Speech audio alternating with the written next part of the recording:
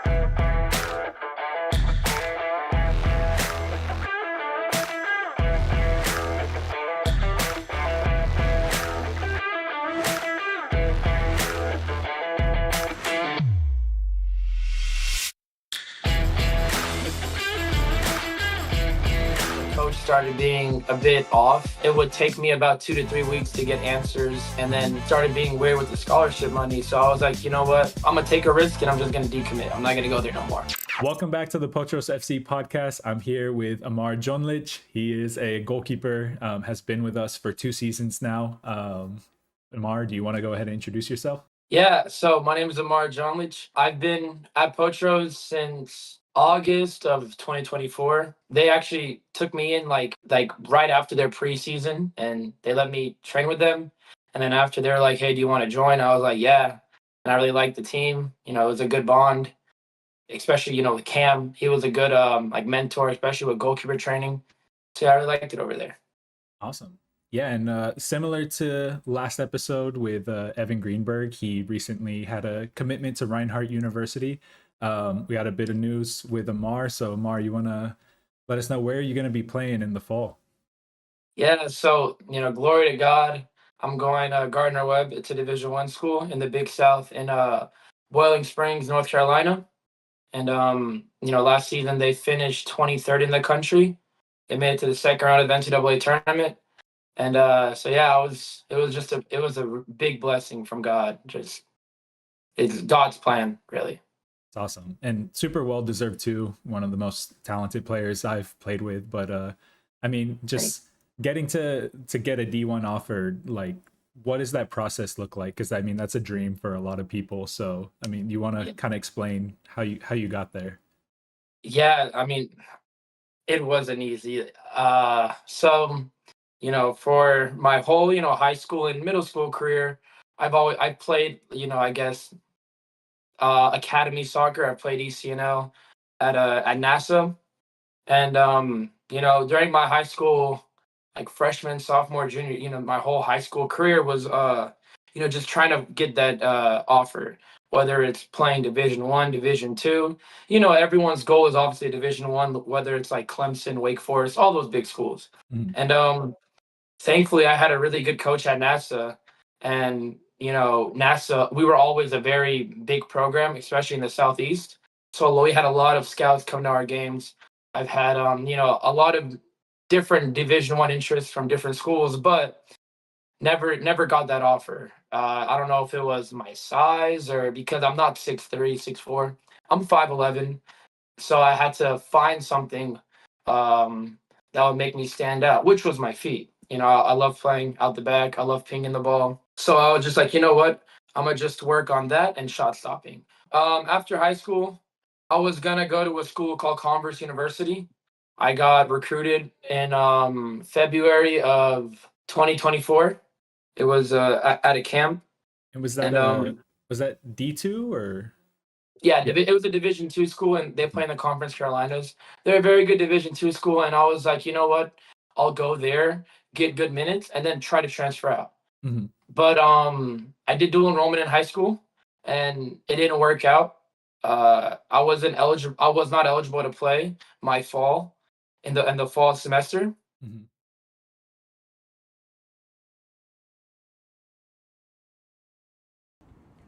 Hello, everyone, and welcome to Marietta High School for the next week of UPSL Georgia Division Premier Division matchup. Potros FC returning back home after a month away to take on Georgia Athletic Soccer Club. I'm joined here by Richard Carvajal. Hello, ladies and gentlemen. Happy to be here. I think we have a beautiful day of soccer ahead of us. Looking forward to presenting this broadcast to you guys, and we'll be back. Yep, and before we go away, just if you were here on the stream, we saw a couple minutes of the latest episode of the Potros podcast with catching up with backup goalkeeper Amar Jonlich and his journey through youth soccer and getting an offer for D2 college, having some fallout there, and then taking a semester away, and now the opportunity to go D1. So if you want to see the full episode, it's posted on our channel, and you can subscribe to keep up with more episodes of the podcast, as well as other content throughout the season, all of our live streams, and keep up with the club and the players, and get to learn more about them as they go on this journey. So as Richard said, we'll be back in just a few moments to bring you the starting of this match. I'll be the center. Gunwan Park will be the center.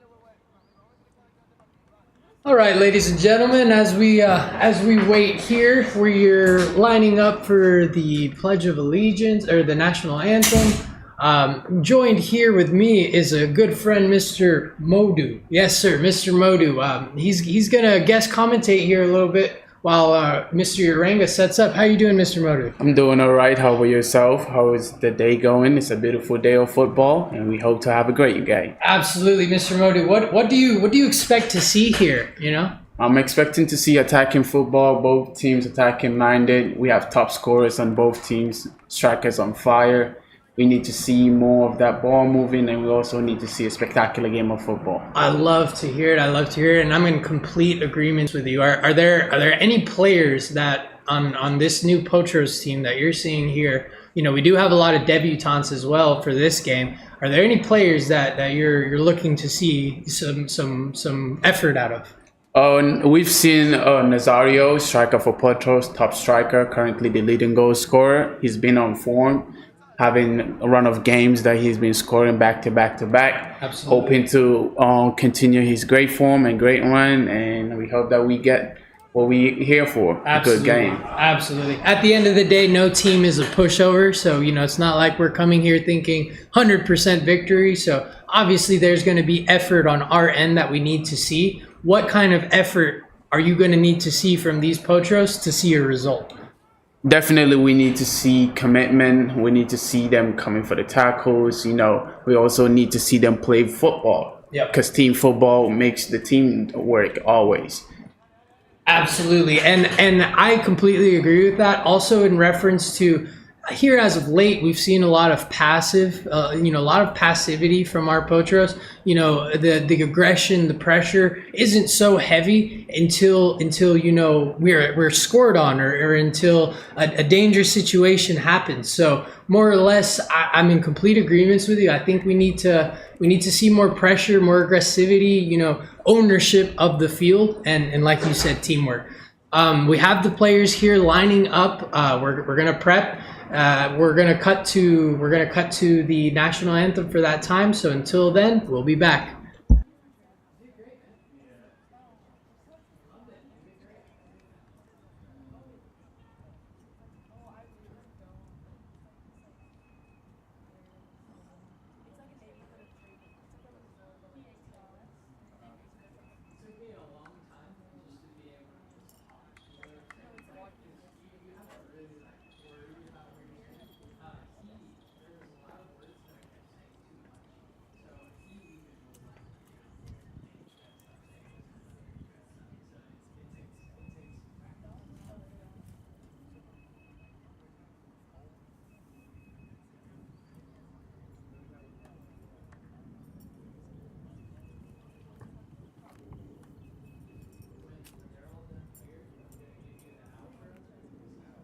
Ladies and gentlemen, we will now play the national anthem. Please turn your face here.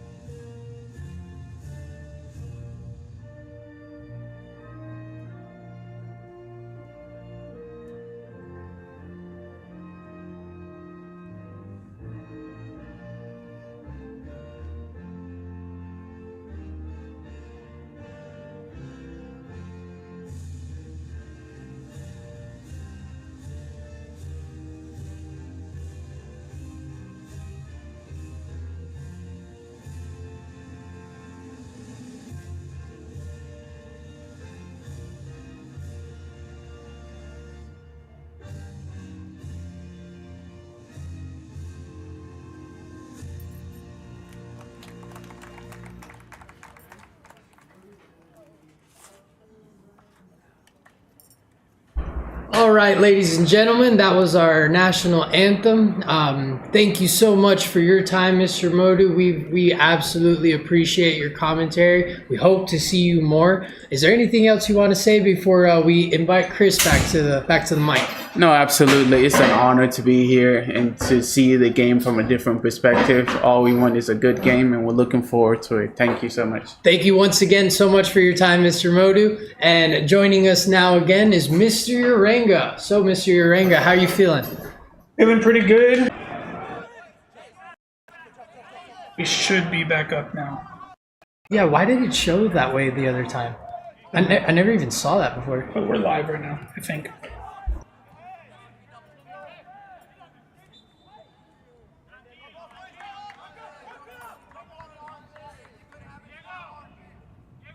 Sorry, ladies and gentlemen, we just a bit of technical difficulties there. I believe they have been resolved as of now.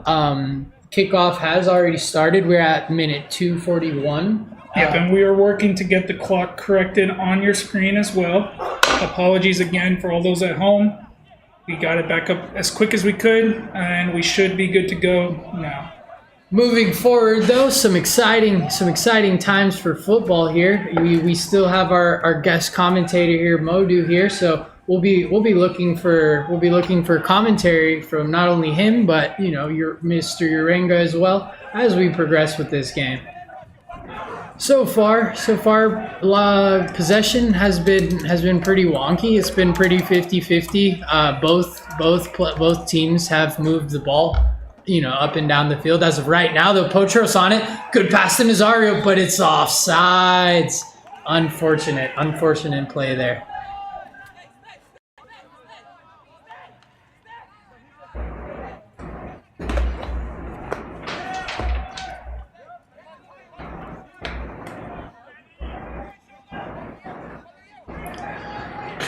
Alrighty, and so we have a kick here for Georgia, goal kick here for Georgia Athletic.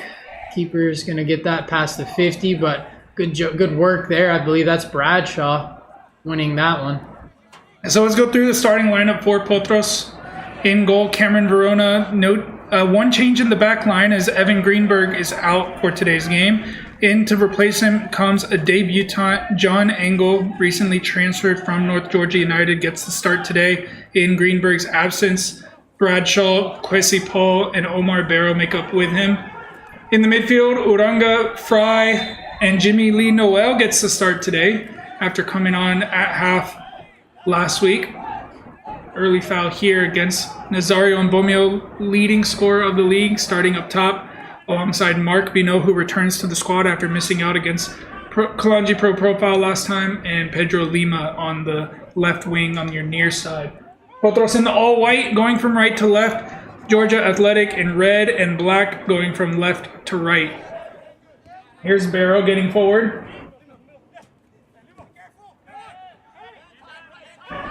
Yeah, so far, Potros just looking to find the gaps, find the holes, see where the through balls can be sent or what play style can be implemented here. Essentially, the makings of an early football match for any match. Georgia Athletic also doing the same thing. So far, it's been pretty back and forth in reference to possession and opportunities. Little mistake there from Uranga, but it's all good. Throw in for Georgia Athletic. Potros coming into this game in fourth place at the beginning of the week.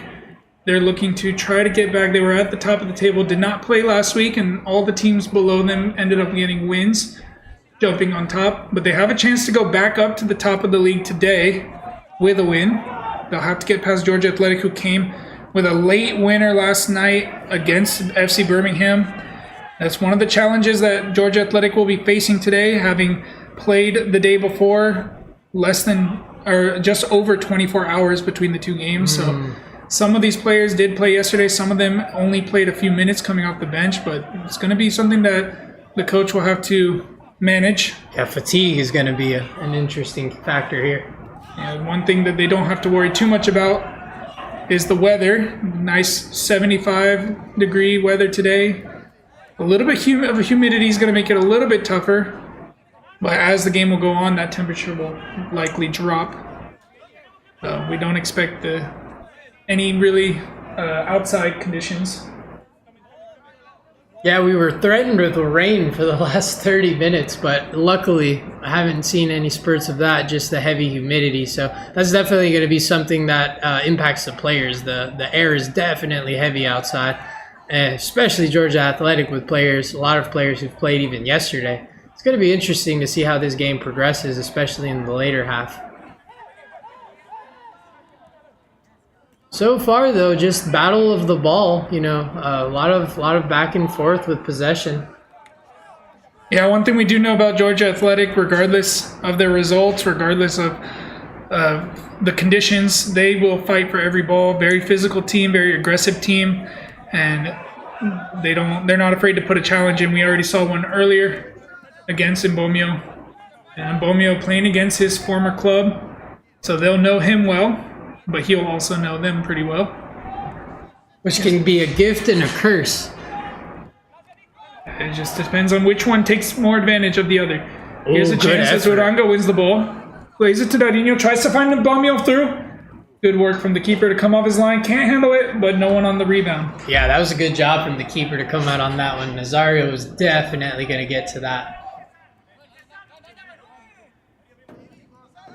Yeah, you can see Georgia Athletic look like they're playing looks like they're playing a back five. Yeah, they're heavy in the defense. Yeah, you're definitely going to be trying to lock down the middle of the field to not allow any balls through, as we saw there.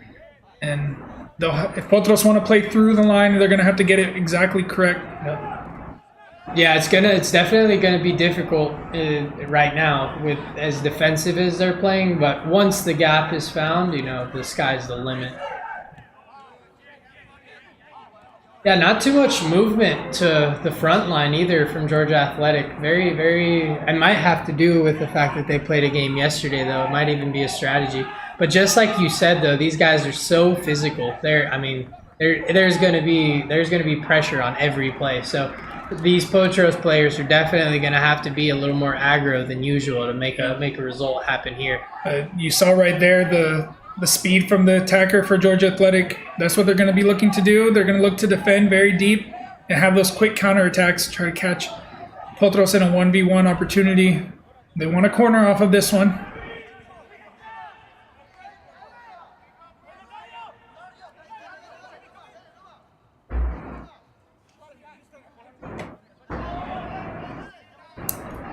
Corner taken.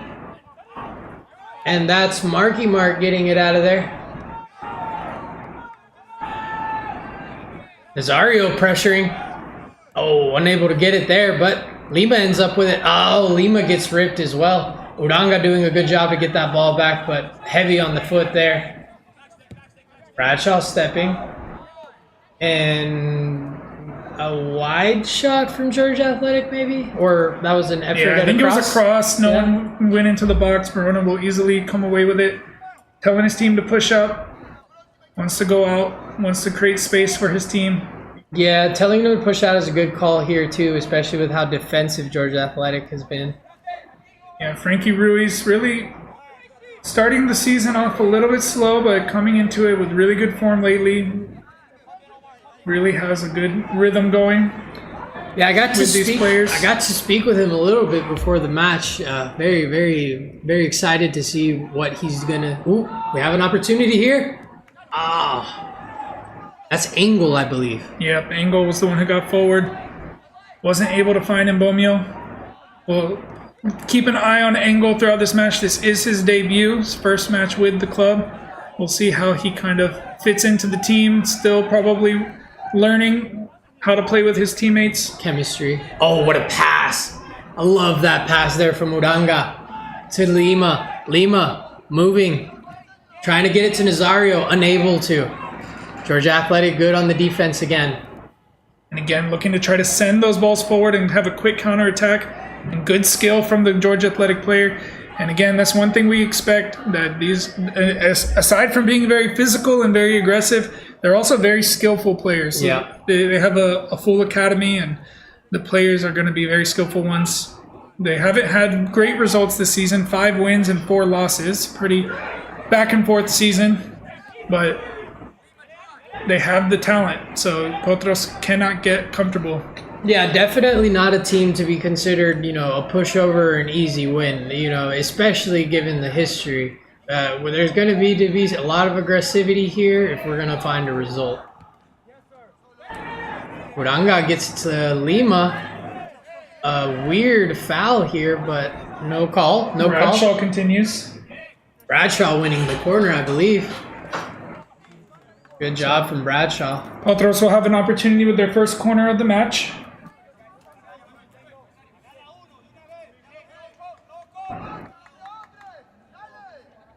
And corners are goal-scoring opportunities, so this is always a good thing to see.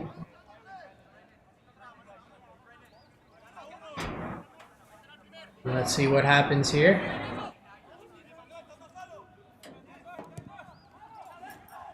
On the back post, Uranga could not keep it in. It was good. It was definitely good for a little bit, but Uranga wasn't able to get there, unfortunately.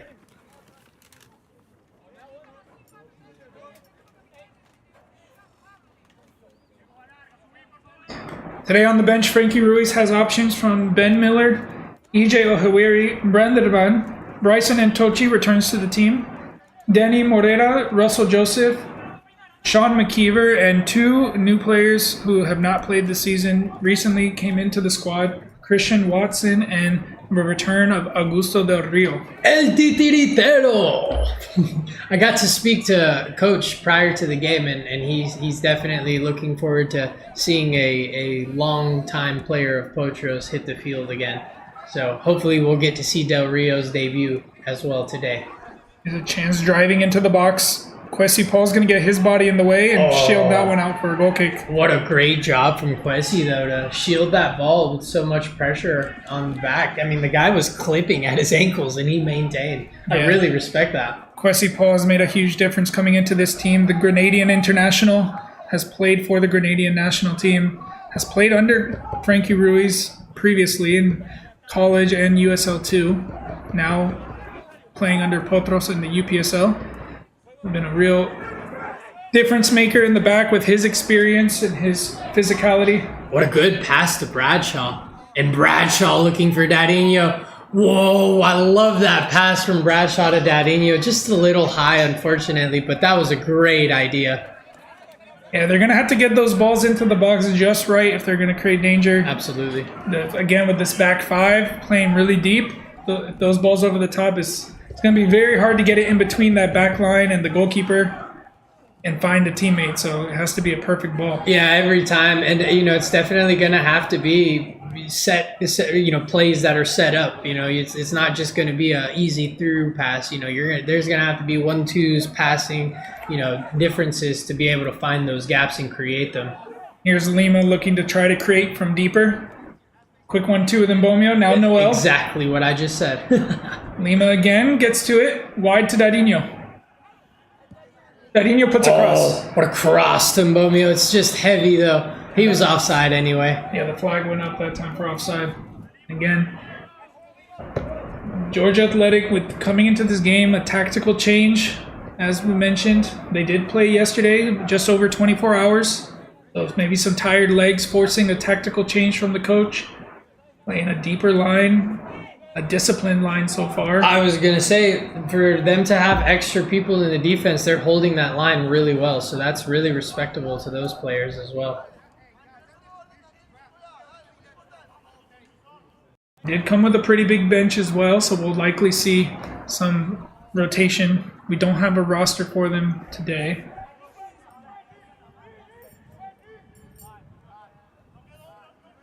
Here's Paul.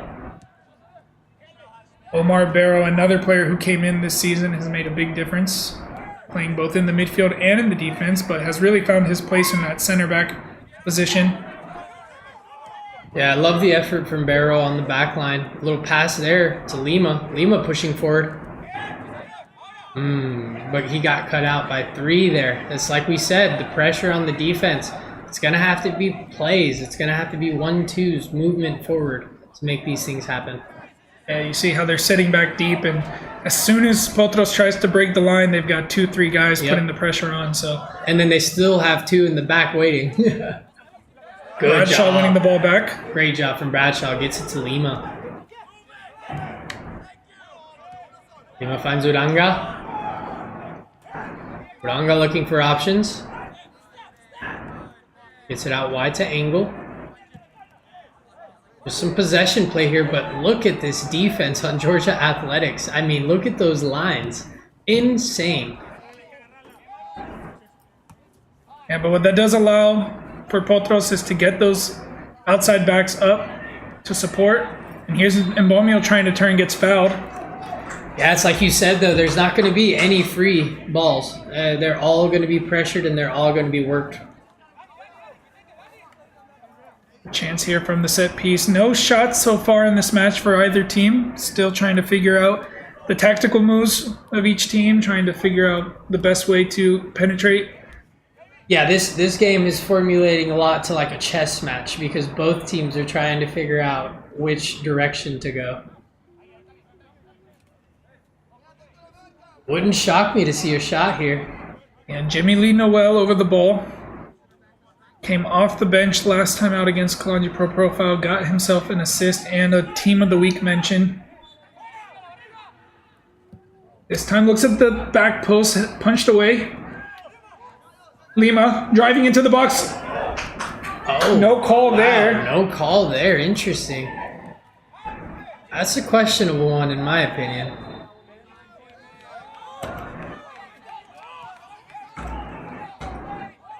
Somehow, we got an offensive foul.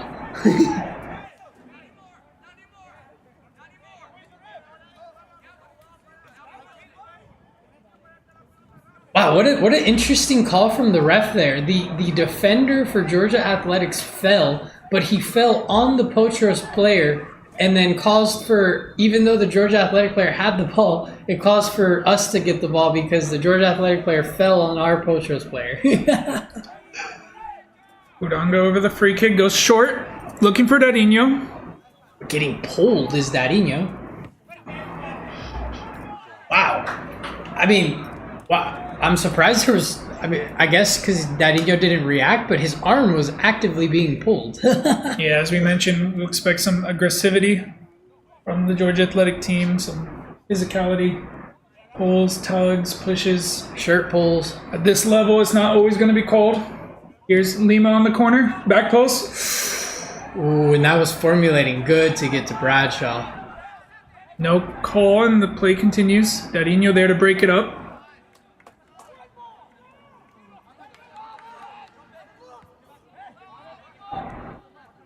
Georgia Athletics on the ball now, pushing forward. But good pressure from Potros. I'm loving it. They're falling on each ball. I mean, just what we needed to see.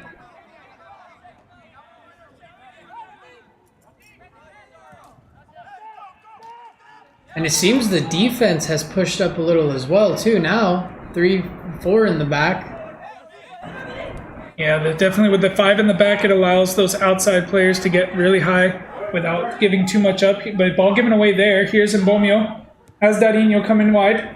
Dadinho with pressure on his back, a good tackle. That was a lot of speed from that Georgia Athletic player to get there. I really respect that effort. Yep. Ball played quickly and cross in by Engel. Mbomio And came from an offside offside on position, Mbomio but again. the flag will, referee will wave down the flag and play will continue with the hands of the goalkeeper. Really, really fascinating. I'm wondering if because of his time with Georgia Athletic and those players, they know how to offside trap him. Seems like a little bit of a miscommunication there between Paul and Engel, but Paul winning the ball back. Here's Noel. Has pressure, gets it wide to Dadinho, back to Noel. The two Haitian players connecting with each other. Good chemistry.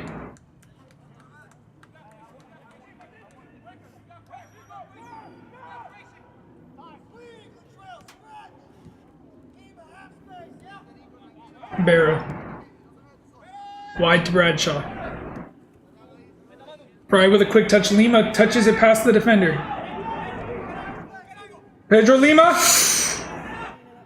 Oh, love that effort from Lima. He bagged him one of those not too long ago too. cutting inside and then shooting. Love that play. Angle on the ball. Unable to get it past the Georgia Athletic midfield there. Georgia Athletic on the ball pushing. Looking for options. Oh, and a good pass through so far. On the pressure is Georgia Athletics.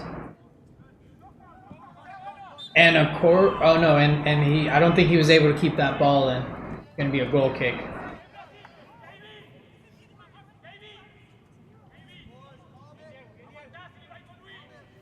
Been an interesting game so far, to say the least.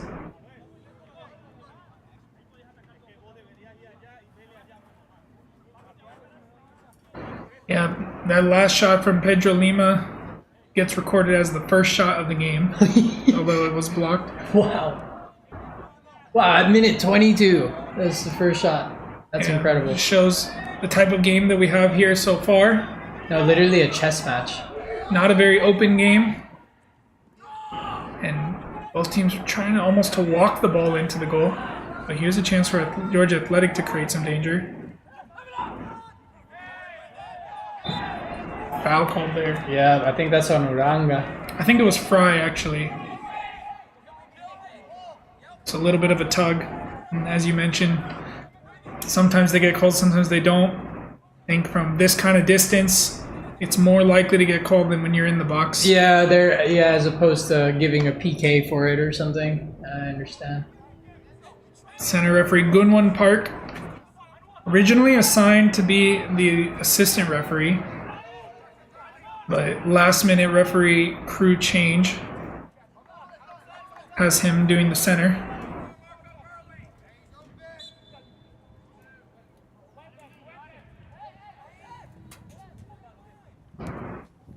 Wide. Looks like he went for an American field goal there.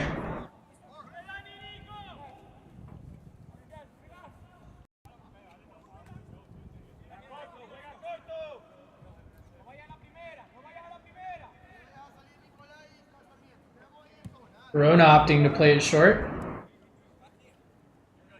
Barrow looking for options. Just playing in the back line with Kwesi.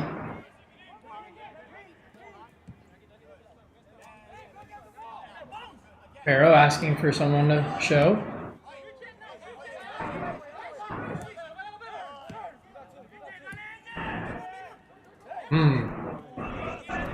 Little movement there, but a mistake. It's Fry, I believe.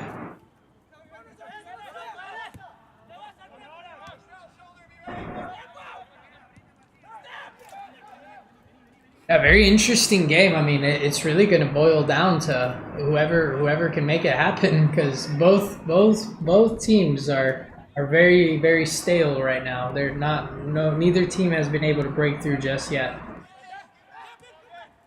A lot of possession for Potros though so far, especially out of the back line. A lot of movement there in the back line.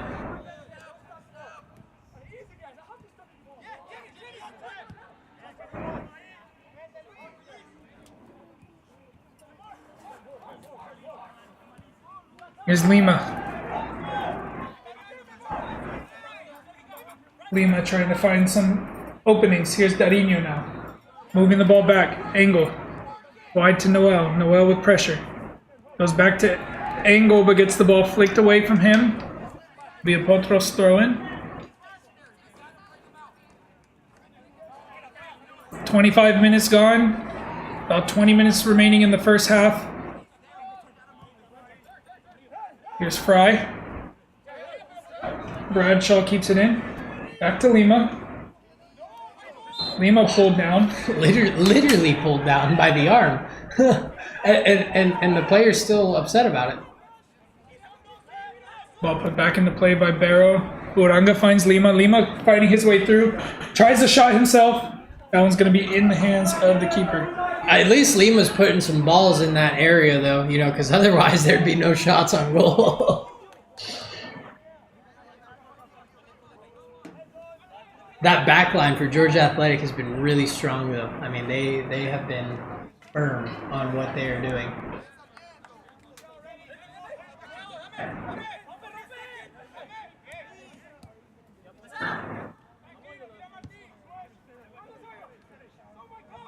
Georgia Athletic playing it from the back, looking for options, but Potros is doing well to maintain not only possession but aggressivity. Back on it, Noel. Still on it. Lima picks it up. Lima tries to get it through, but it hits off of Dadinho's hand.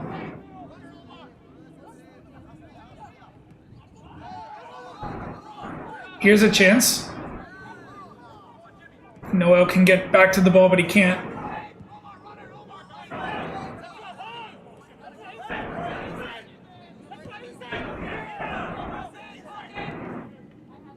A lot of communication from both teams. I mean, you can hear them from up here in the press box. I mean, these guys are conversating to each other to try to figure this out.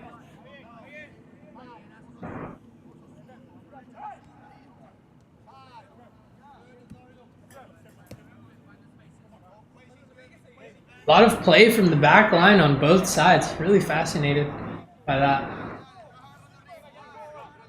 That's Quezzy pushing forward.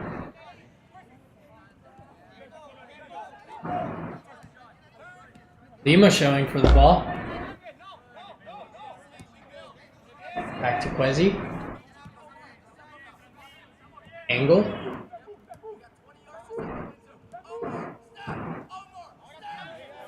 And Barrow moving forward. Barrow looking for that through ball, but unable to find it. That's strong Georgia Athletic back. Oh, a mistake here. Yeah, a mistake there from the Georgia Athletic midfielder trying to play the ball back to his defender. Just a little heavy, and Bomeo nearly got onto it. The defender had to do a last-ditch effort to get that one out. A little bit of distraction there as the Georgia Athletic players were complaining about a throw-in. Play continues on. Georgia Athletic still stuck in their own half, trying to find a way out. Yeah, trying to go through the middle. There hasn't been much movement past the half for Georgia Athletic. Yeah, they've had a hard time going really through the middle. Most of their chances have come from long balls or a quick counter. They're trying to get it through.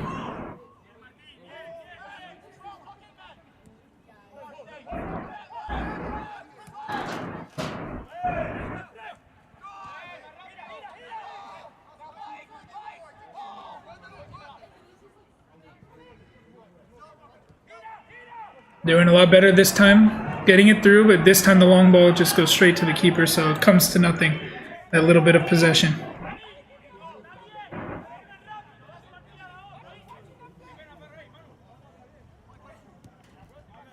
Yeah, mistake on the pass there from Georgia Athletic. Now Potros on the ball. About once again playing out that back line. Uranga, Quezzy, Barrow, all having a good time back there.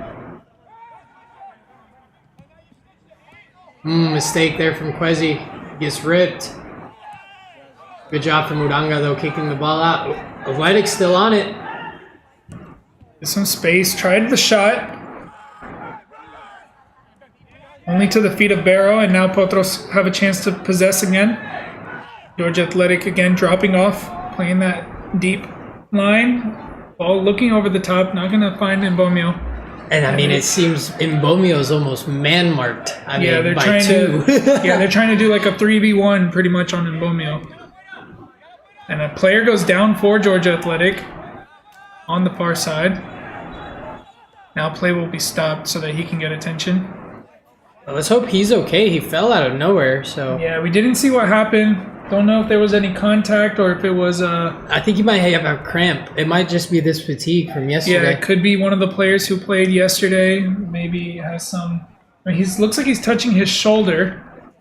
So, referee going over to talk to the assistant referee, fourth official. Didn't see anything that potentially could have been a contact issue with there, but... I don't know that it was. But he's definitely... It could be an existing injury on the shoulder that just got aggravated. A little hard to tell. Yeah, Again, we definitely. didn't see anything happen, so if something did happen. No, it's definitely, I think, a previous injury because he's complaining about his rotary cuff, rotation cuff on his shoulder. Seems that's the case. Yeah.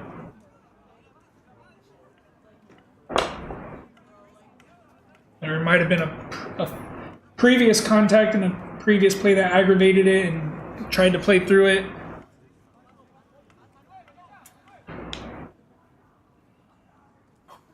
In the meantime, though, since we have our guest speaker here, Modu, how do you feel about the game so far? The game has been a little bit slow from both sides and not a lot of chances being created. We've seen Potros who like to play, have a different style of play today. It might be because of the opponent's way of playing, and also we've seen the opponents try to lock down their defense to ensure that the Potros players are not getting the penetration passes they're looking for, and also not getting off clean shots as they would want. So far, so good. We will hope that the game changes and the tempo of the game changes as well, and we hope to see some more goals in.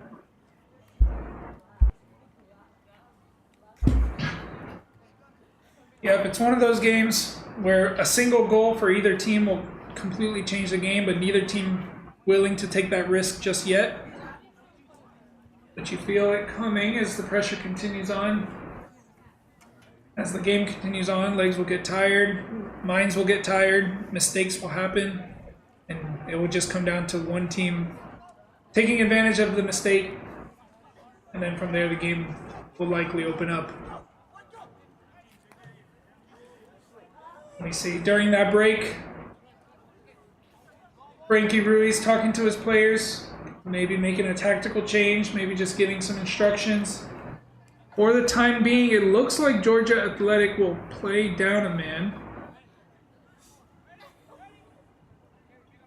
Player now on the sideline, ready to return, waiting for the referee to wave him on. He does now come back on, so back to 11s, and a mistake there as Lima wins the ball back. A free ball, Fry finding Mbomio. Mbomio trying to get into the box. Cuts back, left foot shot! Oh, it hits off the post. I come back just to see a beautiful shot hit off the post. That was the opportunity like we just spoke about to open the game up. A mistake again, as I just mentioned, a mistake from the Georgia Athletic player. A quick play there between Lima and Fry and Bomio, the skill to get passed into the space. Left-footed shot off the crossbar, bounces up off the American football post, leading into a goal kick. Here's Noel, another chance here, if he can get a good crossing. Oh, heavy on the cross there from Noel. Just a little ambitious on the power. Yeah, and that's how this game has gone so far. Getting into dangerous positions, but not really creating chances. That was the best chance of the game so far from Romeo. Nearly got his 13th of the season.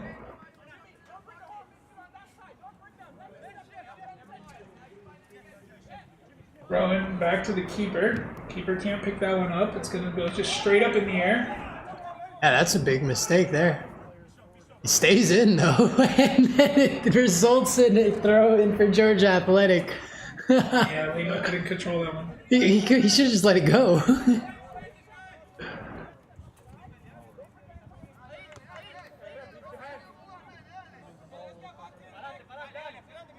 Knowing Lima, he's not going to let that go. He wants touches on the ball. I get it. Rare that you see a touch like that from him, but... Well, no, he controls the ball really well, so I think he might have just been a little overconfident on that one.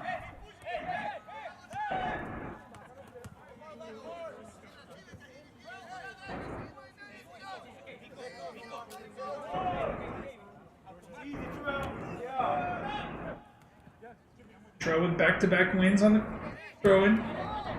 Now long ball looking over the top. Paul gets in front and gets to it. A little bit of a ping-pong match for a second, and now the ball played over the top. And Bomio's running onto it. Georgia Athletic player will force it out of bounds. Lima, back to Bradshaw. Here's Uranga. Driving forward.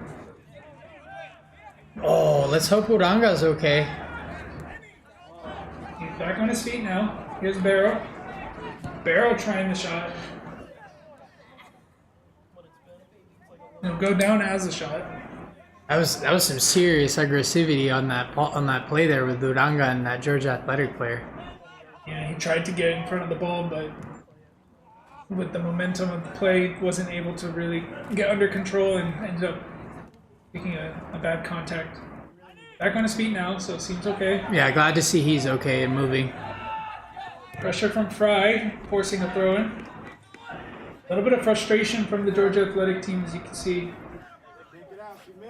They're getting caught back in their own defensive third time and time again. I mean, I was going to say 60% of the game has been played in their side of the field, if not more.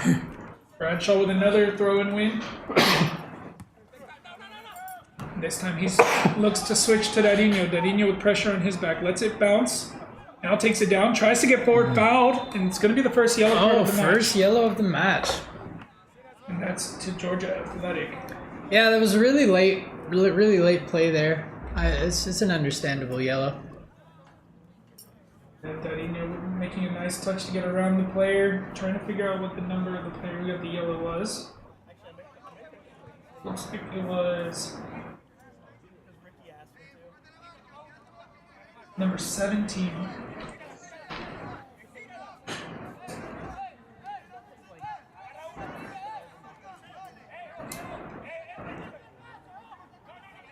"39th minute, free kick for Potros. Jimmy Lee Noel over the ball. We saw one earlier from him. Didn't create that much danger. We'll try again on this one. Has targets in the box. Finds Barrow on the front post. Uranga's there. Oh, and Uranga almost grabbed that, almost had him one, but he couldn't get to it because of the Georgia Athletic player. Really respectable effort from Uranga. Would have loved to have seen him put that in the back of the net considering what just happened. Yeah, his touch, the ball just got caught underneath him, and the Georgia Athletic player was able to poke it out. But another chance here. Noel on the corner again. Two players are down. No call. A chance here as Georgia Athletic player runs into the open space. Yeah, crazy counter here.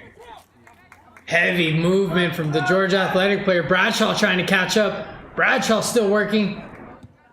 Shot there. Verona though. Bradshaw did a great job to turn on the Jets, apply some pressure there, cause the bad pass. I mean, actually, relatively, it ended up being a good pass because he had a shot, but it was wide. Yeah, he made it more difficult. Allowed the defenders to get back and made it. That was a tough opportunity for Georgia Athletic, but Verona just watched the ball go wide. No, but a really good job from Bradshaw there because he had a lot of ground to cover to get back over there. Ball carrying the ball forward. Looking for the long switch. Lima getting in behind. Love that pass to Lima. Better touch from Lima that time as he tries to cut inside. Looking for an option. Now comes inside. Goes for the shot himself. I love this play style of Lima though. He's like, let me beat one or two and let me try to find the back of that net.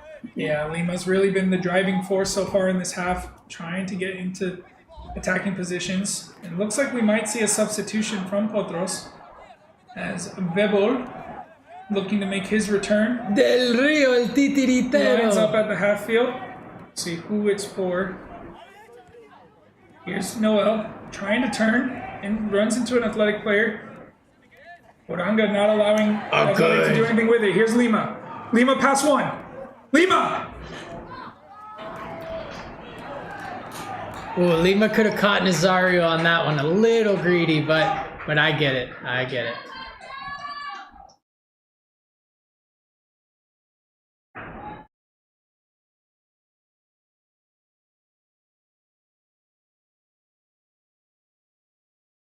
Ooh.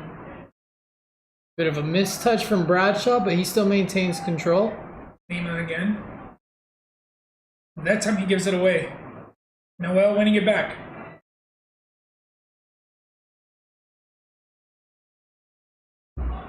And Bomio. Finding Lima again. Oh, I love that touch from Lima, though. I mean, he got through one. He couldn't get through two, but I still love it. Chance here for Georgia Athletic with a player running forward. Barrow getting across to it, gets to it first. Oh, huge from Barrow to read that play. I mean, if Barrow didn't cut in the way he did, that could have been a goal. We have a player down. I believe that's Pedro Lima. Yeah, but he just ran from the other side of the field to there. Let's hope he's okay. And now we will get that substitute. Very exciting to see Bebo Del Rio come on after such a long time. I think he has one of the most appearances ever in Potros history, correct? Yeah, I think he's in the top 5. Gets another one to his name today in the squad. I'm looking forward to seeing that dancing play style of Del Rio here. Here he is, first touch for Del Rio. Lays it off for Engel. Counter-attack opportunity here for Potros. Has Darinho in front of him. Can't get it quite across. Still Engel on the ball. Wide to Darinho. Back to Engel. Tried to flick it back, but didn't have a teammate close enough. Clearance into the feet of Noel. Noel trying to find Mbomio behind. He reaches it. But he's not able to keep it in.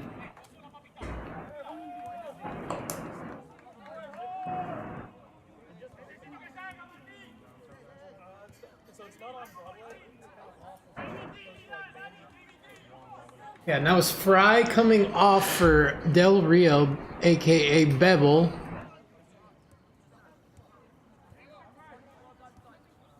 And it's going to be interesting to see what Del Rio adds to this midfield.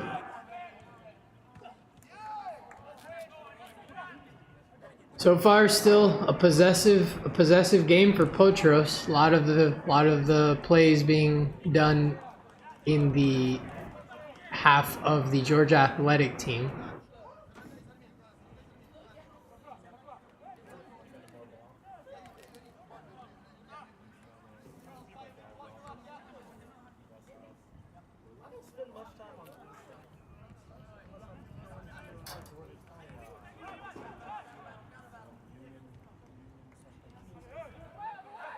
Uranga on the ball.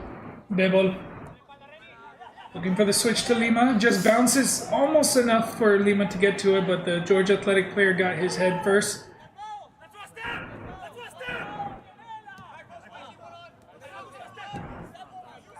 The ball back and Bomeo nearly got to it.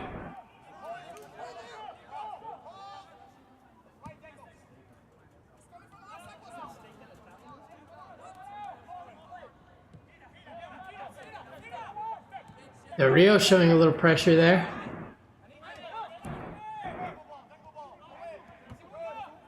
That's Engel getting the ball to Bradshaw. Bradshaw with the clearance. Nobody there.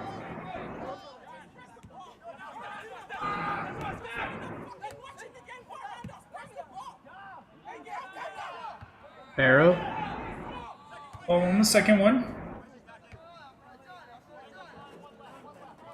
Darinho coming back to receive that one. Tries to play it forward, but it had no options. Now we're into added time. See if we can get an indicator of how much time will be added. There was a injury to the Georgia Athletic player, so we expect probably a couple minutes.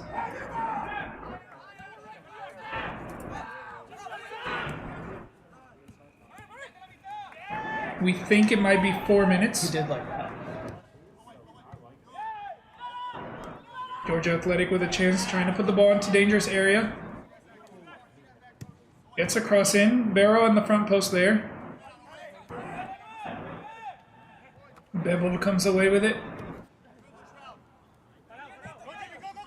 Pass to Nazario there. Nazario receiving the ball, trying to stay on it, but heavy pressure on him.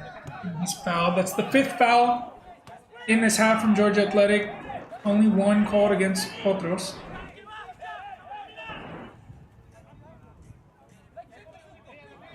Augusto Del Rio back into the squad. He was a key player in that championship season last spring. Went away in the fall to play with Life University. Turning to look to finish out this spring season, going into playoffs with Potros. Here's Engel.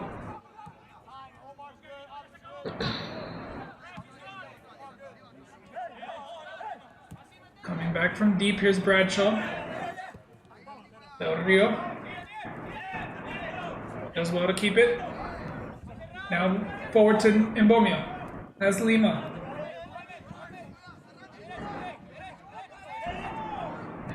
Lima puts a cross in.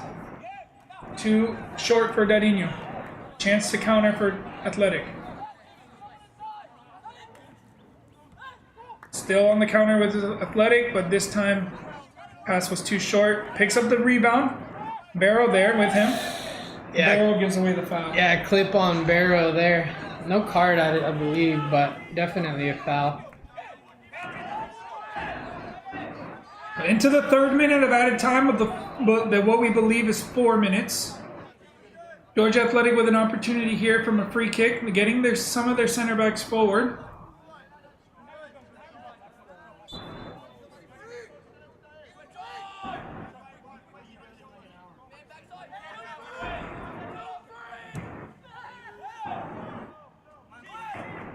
Verona on it. And that's it. That'll be the half, my friends. How do you feel, Chris? It's a close game. You can see the tactical decisions from the Georgia Athletic coach to sit deeper. Potros looking to try to find ways in between, take advantage of the mistakes, but haven't been able to do so far.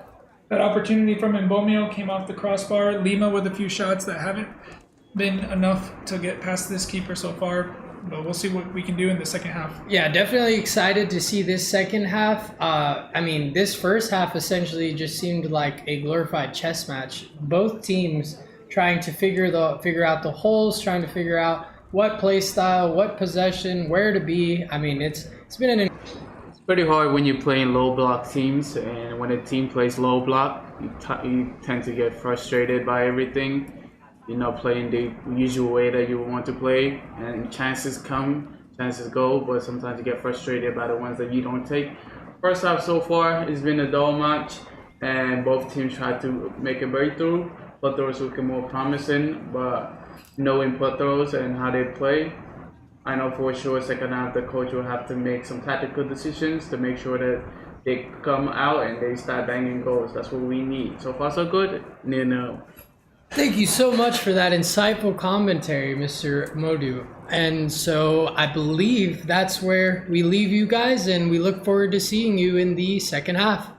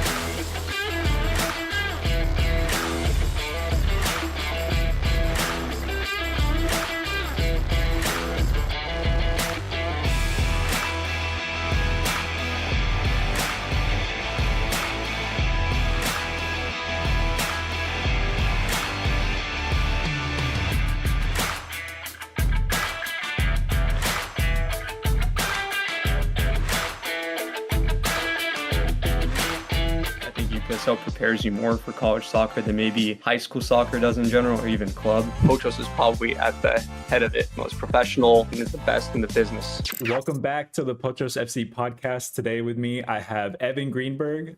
He is a right back. I'll let him introduce himself a little bit more, but we wanted to bring him on today because got some exciting news that he's actually just recently committed to Reinhardt University. So we're going to hear a little bit more about his journey there and his time with Potros and in the UPSL. So thank you, Evan, for joining. You want to introduce yourself to everyone?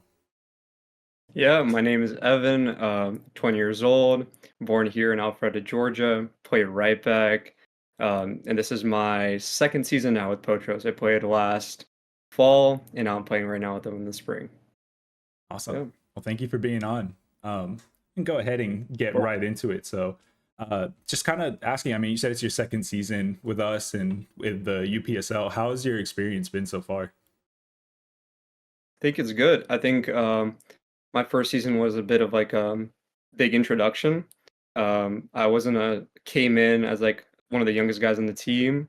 Really didn't have much experience playing against big men and just in general the physicality, and it was a bit of a shock at first. I was like barely struggling in the sessions, and I think up to this point I kind of grew into it. It took me a bit of time, but I'm finally, I think, at the level I feel comfortable in the UPSL now. Awesome. But yeah, that's pretty. Yeah, and I mean, just for a bit of context, when he joined, he was 19, so playing against most of the guys in the league are mid-20s to sometimes in their 30s, so it's a lot of experience, and definitely different than playing against people like within a certain age group. And with that, like, how has it compared to kind of previous leagues you played with, like in high school or club soccer? Oh, so different.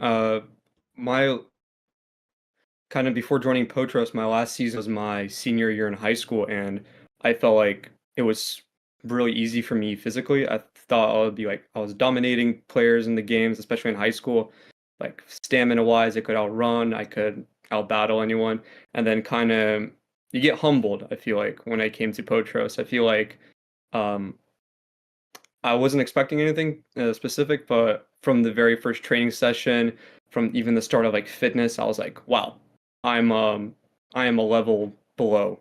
I remember I joined and we were doing these fitness sessions at at a gym, the whole team, like weight sessions. And I was like, wow, these guys are probably lifting like 4 or 5 times what I am. And I remember like driving back home and just like my parents were like, oh, how'd it go? And I was like, I am so out of my depth here. Like I can barely like push one plate, and these guys are like out doing everything. We have one guy in our team, Ollie and Wegbo, and I mean, he's probably 3 of me combined, and I was just looking at him like he was in the same group as me. I was like, wow, I need to improve here. But yeah, I think that's like physically wise is a huge thing, and then also just the quality on the ball and the technique. Like last season, our coach was Jake Sayer, and I feel like he was just so open about it. He was basically saying, if you can't do the simple things right, how are you gonna like reach the next level? And he was so right. I feel like just in my own time, I just took so much time just like going and doing these small technical drills, finding a wall, and yeah, it was just basically getting up to the standard of what the players I saw around me. That was pretty much it. Yeah, no, I mean, that's awesome. And I mean, it can be intimidating if you're coming into a gym session to start and you see Oli there, because I mean, he's not the standard of strength in the league. He's a bit of maybe the strongest guy in the league. So, but I can definitely see going from high school soccer to playing against a guy that's just pure muscle. Yeah.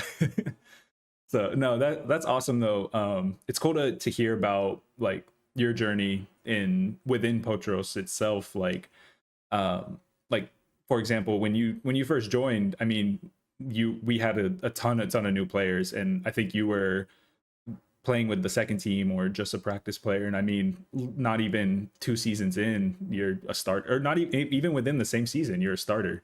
So like that's definitely, I've seen your work rate a lot, and it's been very impressive and definitely a huge contributor to your success. So I've seen massive improvements since you've joined. Thanks. Yeah, and just like touching a little bit more on it, kind of what kind of key moments in your soccer career, more so your journey, how would you outline kind of that journey to go from like starting to play soccer to getting a college scholarship with Reinhardt University, which is a pretty well-known soccer program in the state? Okay, I'll start from the probably beginning. Growing up, never really was that much into sports. I have like a very like artistic family. Everybody has like art degrees, not never did any sports. And that's the way I was kind of brought up. Like you focus on some type of art in your like in your life, and then you probably most likely just focus on your education. That's how I was brought up all the way. Growing up, I did actually competitive dance for a long time, all the way up till the end of middle school. Never even like played any organized soccer at all. Uh-huh. But then in eighth grade, you just have like a middle school team, and I was just playing on the playground. And the coach was like, "Hey, like you probably should. Why not come and play with us?" And I tried. It was good. Like here and there, I would like constantly. YouTube was probably like the greatest thing for soccer for me in my life. Just like I never had it at home, never had soccer on TV, but just like watching like highlights or just watching clips of YouTubers of just playing and doing like different challenges at the time. And then just like watching like games back on YouTube. They used to have like these recordings of full matches. So yeah, I would just be watching that, and that's how I kind of got into it in school and middle school.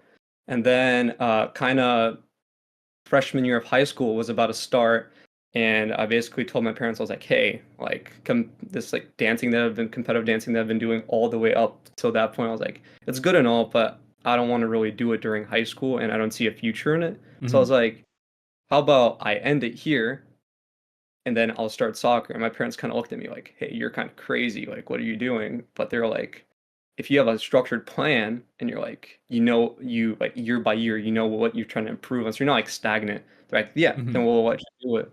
And so yeah, basically came up with a little plan for my parents. I'm like, okay, this is the league that I'm going to start in for club. This is how I'm going to make high school soccer, and this is going to be my progression. And I kind of proposed this kind of plan to my parents, and they're like, okay, well, if you go through it, we'll basically support you with it. So I was like, sounds good.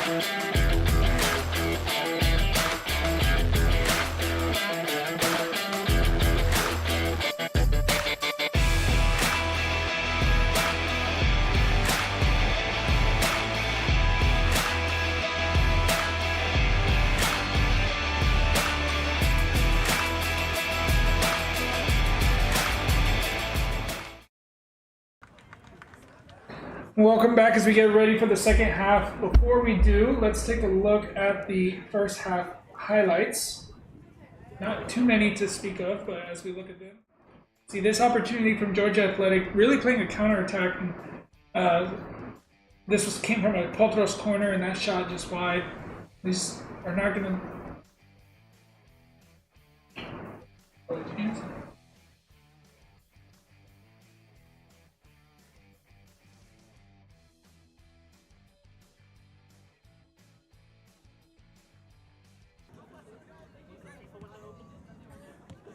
Apologies. highlight reel did not play the highlights that we wanted it to. But going into the second half, we can see at halftime, Potros with 6 shots, 3 on target, all 3 on target coming from Pedro Lima. And Georgia Athletic with 3 shots, none on target. One of them was a block. So going into the second half, Potros will look to try to get back into the game, try to unlock this Georgia Athletic defense. You can see that they're tactically set up for this game to sit in a low block to allow the pressure. Now we'll try to take a look at those highlights again. Here's an opportunity that came, probably the best opportunity of the half, which came from Mbomio in the 34th minute. So you can see it took a while for really the opportunities to come. That one coming off the crossbar. And then a few minutes later, this one here from from Oranga on the free kick, couldn't get his foot around the ball, ended up winning a corner kick in the 39th minute. On the result of that corner kick was when Georgia Athletic had this counter-attack opportunity. Bradshaw making the effort to come back, forcing the cutback and the shot off target, not really challenging Verona. And then a couple chances from Pedro Lima. As we said, he had 3 shots on target. This was one of them into the hands of the keeper. So again, not too much going on in that first half in terms of the danger. Georgia Athletic, we see them sitting back with a 5 defense, 4 midfielders and a forward, looking to play counterattacking, trying to cut everything off, almost having 3 defenders on Mbomio at one time. Literally 3 defenders on Mbomio. So Potros trying to get back into the game. We'll see. I don't think any changes will be made at halftime. We did see one change in the first half, which was the reintroduction of Augusto Del Rio back into the team. We've also got John Engel making his debut at the right back position after transferring from North Georgia United. No other changes to the lineup other than Darinho coming back in after missing the last one against Kalanji Pro Profile. Sean McKeever returns to the bench in Darinho's return. Yeah, as Mr. Modu said earlier, it's been a bit of a dull game, but it all could change with as easy as one goal. One goal happens and this entire game blows up. So I think more or less that's what we need to look for. Just one of those to hit the back of the net and call it a day. Potros gonna start with the kickoff. A quick team talk before then. Verona still making his way back onto the field.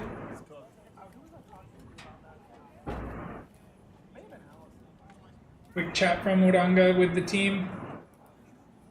Maybe a tactical change from Frankie Ruiz in the second half. Let's see as referee gets his final checks on his watch. 45 minutes to go. Can either of these teams break the lock and get the points that they need to move up in the table? A win for Georgia Athletic would actually put them level on points with Potros. And with the head-to-head being the first goal difference would actually put them ahead in the table. So we just don't need that. Second half underway.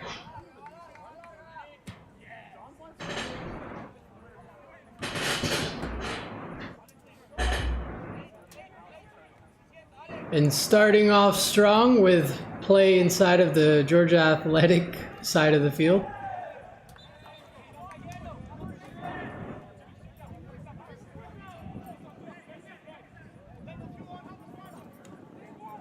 Gonna have a little bit of a foul there on Del Rio, actually. Georgia Athletic gonna get the free kick. And it's sent long there. Good job from Paul there. Trying to finding Mbomio's feet, but can't get control. Now Lima coming from behind and winning that one back. Tried to play it over quickly, and Mbomio trying to find his way through, but 3 defenders trying to cut him out again. Same exact situation. I mean, 3v1 there for Mbomio constantly. I think it needs to just boil down to Mbomio pulling those 3 and then passing it out to Darinho. And that's what we've been seeing from Pedro Lima, kind of creating some chances for himself as Mbomio is occupying the 3 center backs, allows Lima to kind of drive into the spaces, but just hasn't got his shooting boots right today so far. But Potros looking to start this match with a little bit more tempo. A long ball looking for Lima. Instead, the header falls to the feet of Del Rio, who's tripped up. And wins the free kick. Played quickly. Barrow. Wide to Bradshaw. Bradshaw to Lima. Back to Barrow. Looking for a chance to put a cross in. Was looking for him, Bomio. Didn't get to it. It's going to roll out for a goal kick. Yeah, I almost thought that was meant for Angle to an extent. Yeah, it's interesting because Mbomio is not really too much of like an aerial threat or target man into crosses. We don't see him score a lot of goals that way. He's more of a hold-up player. He controls, Yeah. he opens up the space for himself, and then he has one. Yeah. So I've it's going seen to be him, interesting to see if they can get him into those attacking positions. Yeah, I mean, I've seen him shield 2 guys off and then shoot it and then get it in the back of the net. So more or less, it's not the pressure. It's just we got to get it to him. Del Rio trying to get more involved. Only played a couple minutes in the first half. Didn't really get a chance to get into the game. Now has 45 minutes ahead of him. 2 of those already gone. Potros already starting with you can see it's 5 players in the attacking line trying to match the numbers of the Georgia Athletic defense, but won't help them much if they lose the ball there. And Georgia Athletic looking to try to release a ball forward. Oranga goes down. Didn't see quite what happened. Oh, he's grabbing his head. Yeah, there was some contact on the head. We'll see if we can take a look at what happened.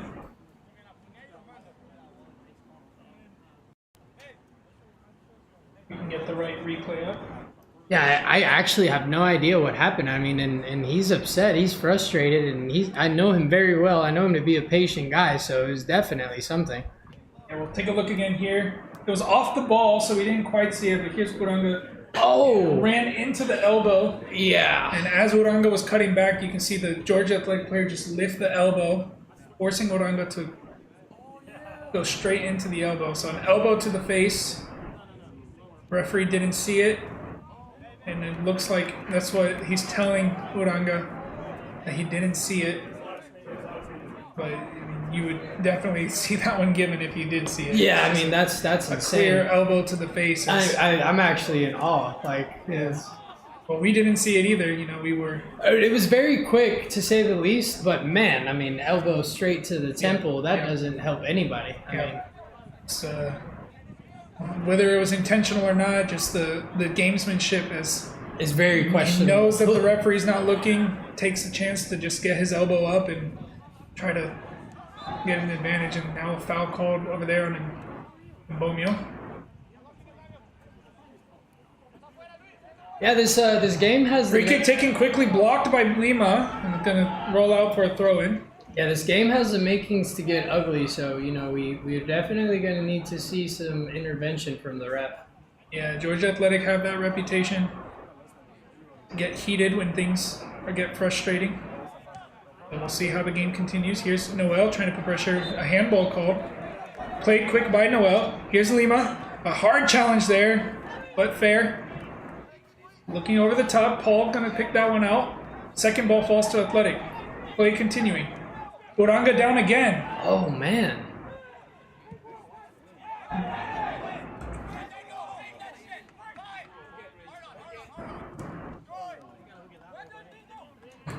Man, it almost seems like Uranga's getting targeted at this point. Wow. Yeah, we'll see on the replay here. Yeah, again, as the player ran past, just Uranga put his hand out to try to see where the player was going, and the player just pulled him down. Again, off the ball, referee missed it again, and here's another chance. Potros putting the pressure on. Trying to win the ball back. A loose ball falls to Bradshaw. One touch to Lima. Lima with some space in front of him, but has pressure coming from behind. Now goes back to Barrow. Engel getting forward on this near side.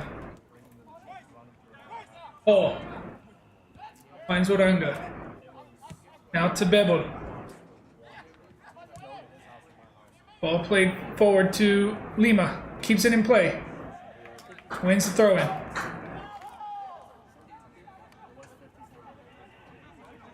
Bradshaw on the throw. Looking to find Dadinho. Cleared by the Georgia Athletic defender. Yeah, that boy sent that to the moon.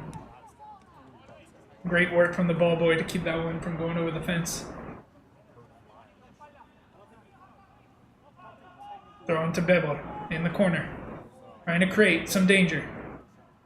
Oh, still trying to get fancy with it. The titiritero that we've all come to know and love it. He beats him. He crosses it. Dadinho. Dadinho. Oh my goodness. I love Del Rio so much. I knew he was going to do that. He was going to get fancy. He was going to get through. And he crossed it right to Dadinho. Dadinho unable to get the finish there, but definitely loved the effort on that play. Now we'll see a substitute for Georgia Athletic here in the 53rd minute. It's going to be one of the center backs, it appears to be, going to be taken off. So we'll see if that will be a tactical change or if the player coming in will just fill in right in the same place. You would think with the way the game's going so far that they wouldn't change the tactics in terms of the number of defenders. So we're expecting a like for like. Yep. And it seems that will be the case. That's exactly the case. Newly entered player just fits right into that back three of center backs. Throw-in came in. Balls to Arango. Arango trying to play it forward quickly. A bouncing ball forced out of bounds by Georgia Athletic. And then all of them pushing back as they clear that ball. That's so great. Angle looking for Mbomio. Can't get control. Noel on the second ball. Did he get a corner out of it? No, he didn't. It's going to be a goal kick.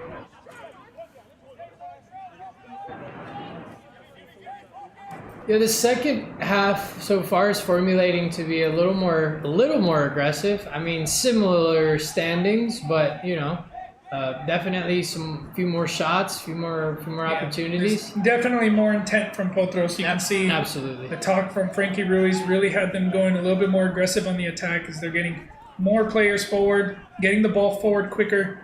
And here's Bebel looking to play the ball in behind. Easy for the keeper to handle. Again, looking for a quick counter. Wasn't on, so they'll take their time as we've seen them do in the first half. Try to play through the lines. They do try, though they haven't had a lot of success. They've been more successful on the quick counters. Barrel to Oranga. Oranga wide to Lima. Lima looking to get forward. He cuts inside. A hard challenge there. And Lima, a late one. Very late. And no card either is menacing. Oh, no. It's going to be a yellow, I think. Just a last warning. Yep, Stern talking. Ball's put into play. Here's Paul. Paul's going to go for the shot himself, and not a good one. And she's gone.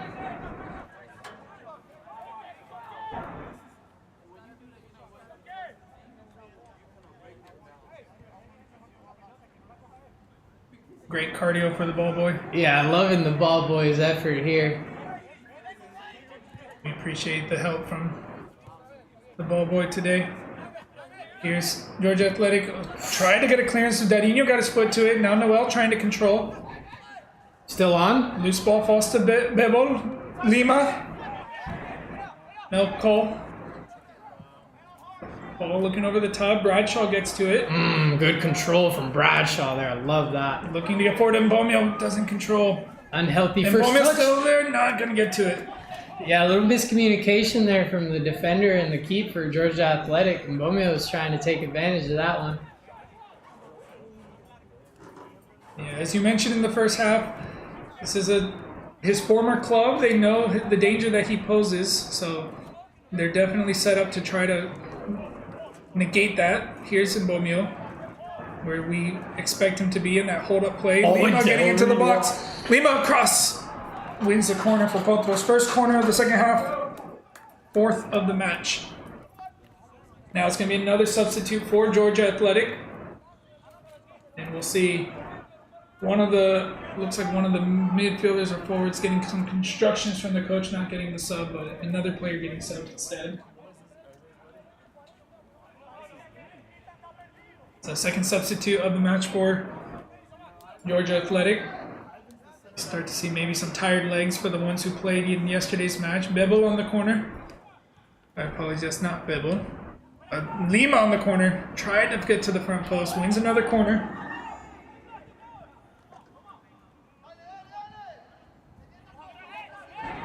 Again, playing quick to the back post this time.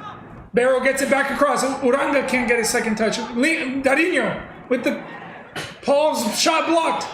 Another corner off of like 3 deflections.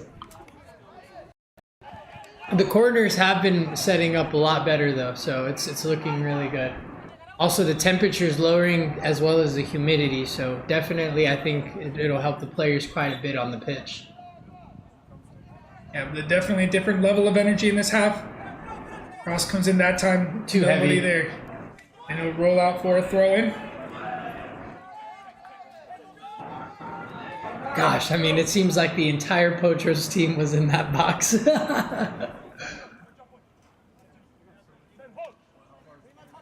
Looking to steal the ball here.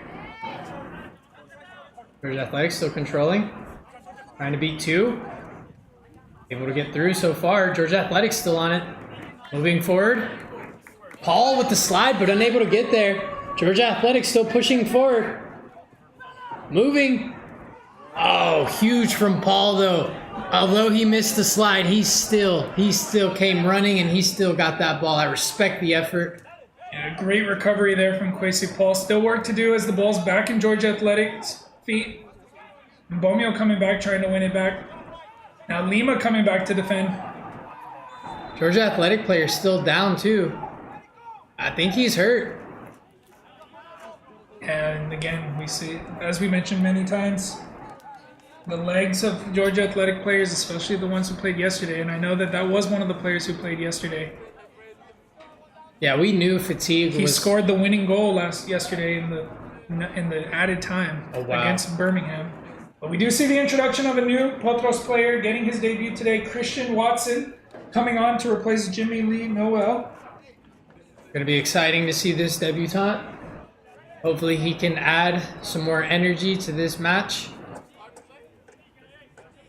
Watson coming, a player for Oglethorpe University, also played at Atlanta United's academy. The 19-year-old will make his debut for Potros today, wearing number 59. The player from Georgia Athletics still struggling to get up after that deep run into the half. Yeah, it looks like it's just not happening for him. Yeah, he did come on as a sub. I believe he played 45 minutes yesterday against FC Birmingham. Started today, so he's got a good 109 minutes under his legs in the last 30 hours. Yeah. Which, I mean, you know, at the intensity that they play, you know, that's heavy for even any athlete. So, you know, it's definitely understandable, and we definitely called it. You know, we said fatigue in the later half of the match was going to be a factor. Yeah, I'm not sure exactly how the schedule worked out that they ended up with 2 matches in one weekend. But nonetheless, we're here today. They've done well so far, 60 minutes into this game, to keep the score 0-0. And an opportunity here from the free kick to maybe get more out of it. Make it even more difficult for Potros if Georgia Athletic managed to find one. Free kick comes in. Oh, wow. Verona had to put in work there. And here's Watson's first touches. A quick touch to Darinho. Darinho's touch to the middle. Went into a Georgia Athletic player. Still Georgia Athletic. Went down a little easy, and now ball continues with Georgia Athletic here. The player who was down, still on the field, gets the ball to the middle. Turn into the middle. No call there. The player went down a little easy. Again went down easy. It's 3 in a row that the player's just falling to the ground without really much contact at all. Yeah, that one's kind of insane. That almost seems coached. Uranga's on the ball. Not calling any of them. Here's Watson. Back to Uranga. Uranga with pressure on his back, not able to get it. Here's a chance for Athletic. Still on is Athletic, pushing. Oh, there wow. from Barrow and So huge from that defensive backline in Verona. I mean, oh my goodness. Barrow absolutely saved the day there. That was about to be a golazo. That was dangerous. That was incredibly dangerous.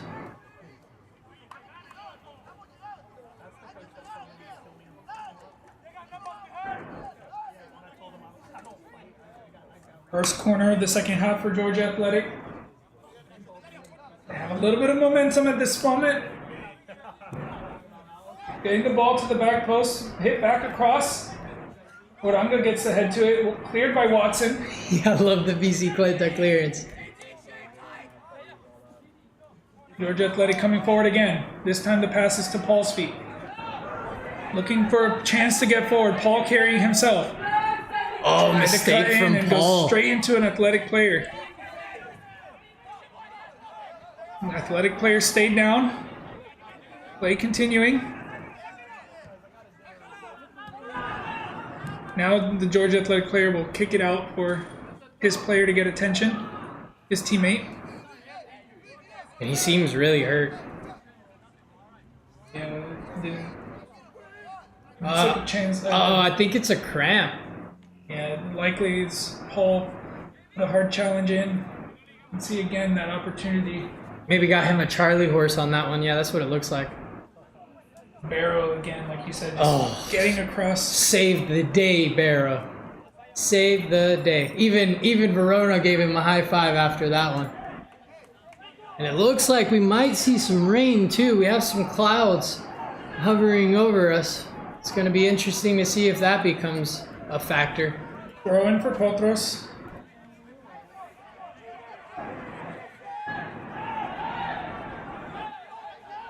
Still on it. That's Mbomio. That's Mbomio. To Watson. His shot off target now. So, Whoa. Yep, they're going to go over him. Yeah,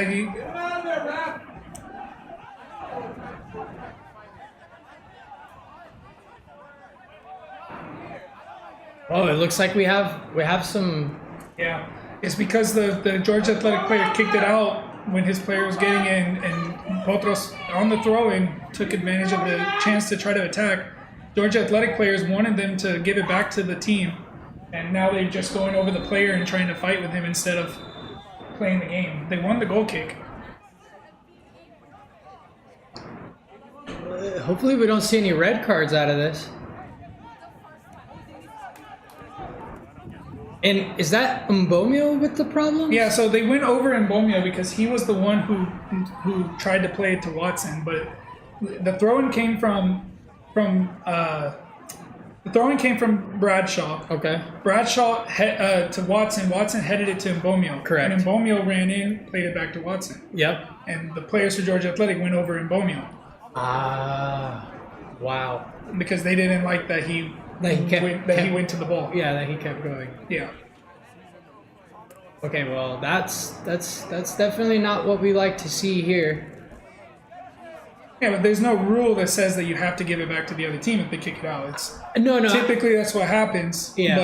But the way that they're going over the player, that's not really. Well, to be honest, too, it's kind of hard to be so gracious when they're treating you the way they have the entire game. I mean, Georgia Athletic has been clipping and breaking knees almost the whole game. Yeah, but it's a throw-in for the other team, regardless whether they throw it to you or not. You have to defend it. You know, if they throw it to you and let you have it, then you play. If they go to the attack, you have to defend it. Yep. It's not.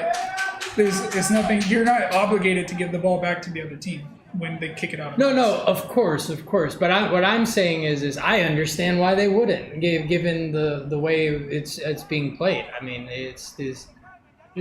So we'll wait to see what decisions are made. Yeah, that's It actually is really going to be a interesting. throw-in for Georgia Athletic.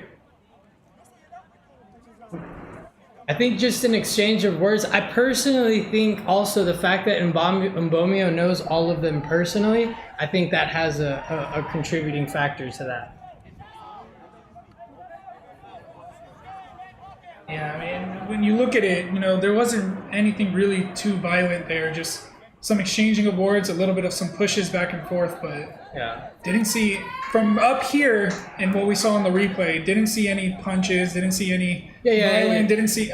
Now down there, what was actually said, what was being done, who knows? Yeah. It's hard to tell from up here. It just definitely didn't escalate as much as it looked like, and we're glad for that. Yeah. So referee's still talking to the fourth official. I didn't see any cards produced for either team. Probably still working out.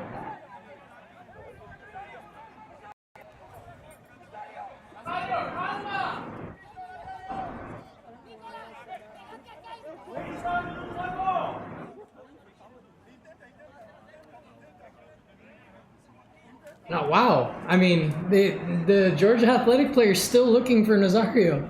The Georgia Athletic player just ran into Nazario and headbutted him. Yeah, well, that's how the game's probably going to go. We'll see now here as the referee does pull out a yellow card. Going to be to Mbomio.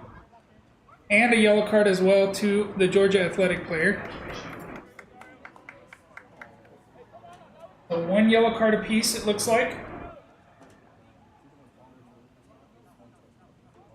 Yeah, and Mbomio pleading his case naturally. Yeah, definitely not something you want to see on the highlight reels. Try to find out the number of the player for Georgia Athletic. I think it was number 3.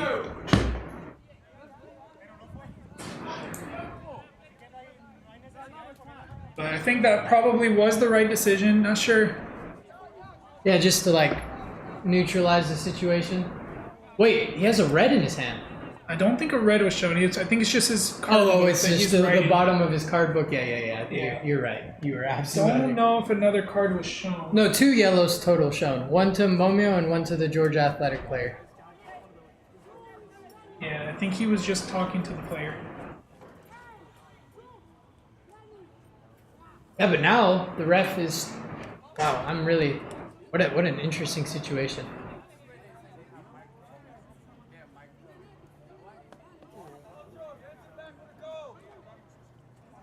So referee talking to the fourth official once again.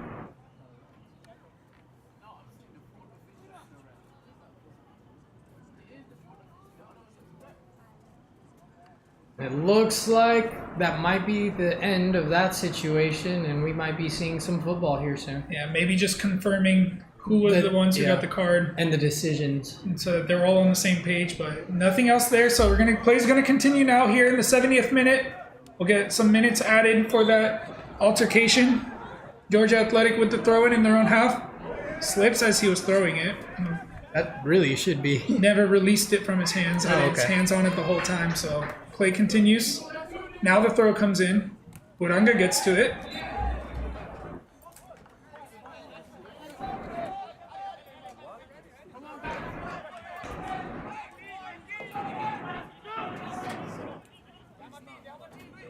I mean, we knew it was going to be an aggressive game, but man. And now we'll probably start to see Georgia Athletic kill off the clock as much as they can. Challenge there from Mbomio. This forces the long ball.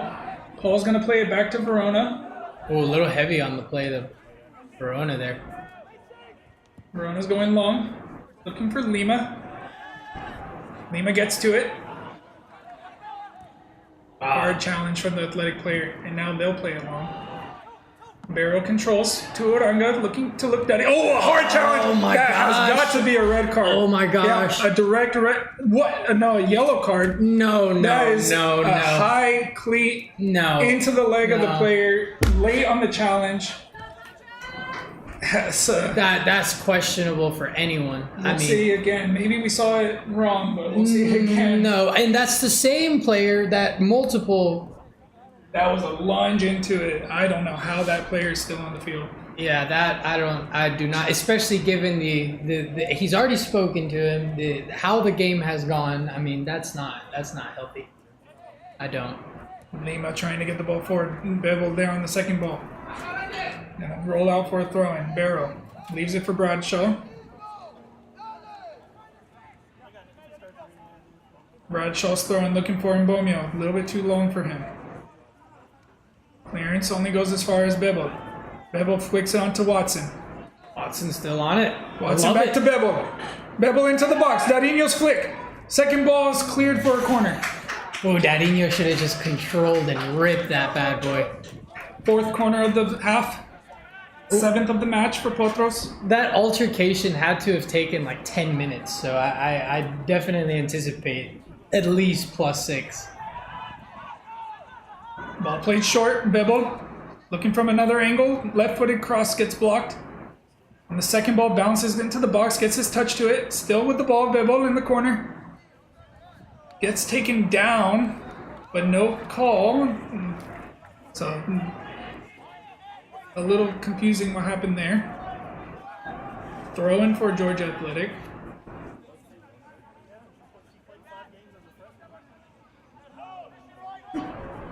What a game. What a game we are watching here. Waranga's head wide, looking for Lima. Ball went out of bounds before he could play it forward. Georgia Athletic again. Going to take their time.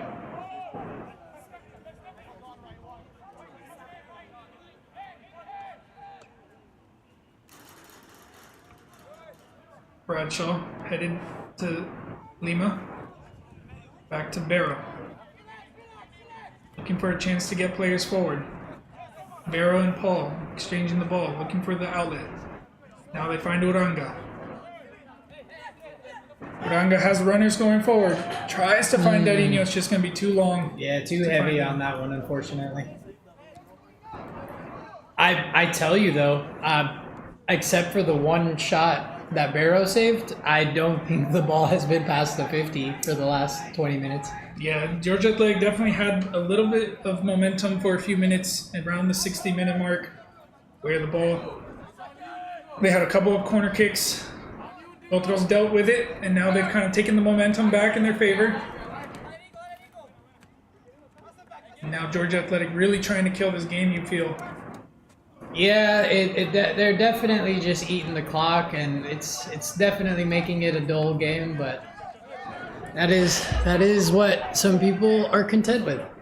Here's Engel getting the header to Watson. Watson tried to play Uranga. Ooh, Athletic mistake. played out to it first. Uranga now wins the header. Finds Dadinho, looking for Mbomio behind. Mbomio with an opportunity here. Oh, when it passed to Mbomio and it's on! Oh, and Mbomio unable to control the... That was a huge pass, though. I love that pass. He led him on perfectly, good through.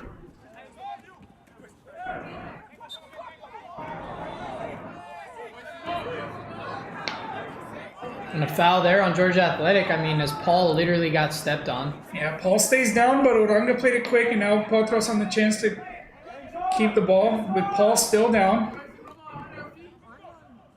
Potros still with the ball. Here's Lima.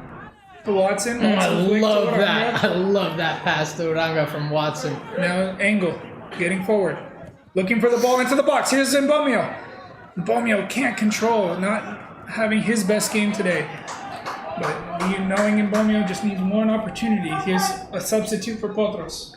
No, I personally think the personal relationship with the team might have him in his head a little bit, especially given what just happened.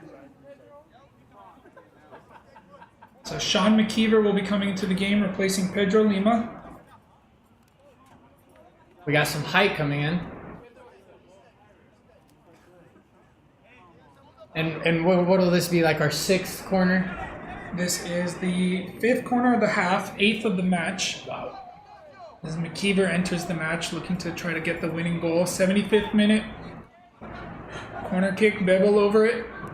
Goes to the front post, but Dadinho's there. Can't redirect it towards goal.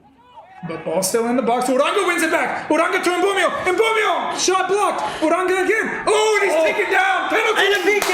And a PK! Finally, after all the ridiculous things that Georgia Athletic has been doing, a PK. Ridiculous. I mean, just and straight that one aggressive. could not be contested, as definitely took down Uranga. We'll take a look at that one again. The play first to Mbomio's shot block, falls back to Uranga, the cutback, and just the trailing leg trips him up, and a penalty kick for Potros with a chance to take the lead in the 77th minute. You know, I'm so happy that this is happening. Uranga literally looks like he has been in war. I mean, all the fouls, it's great.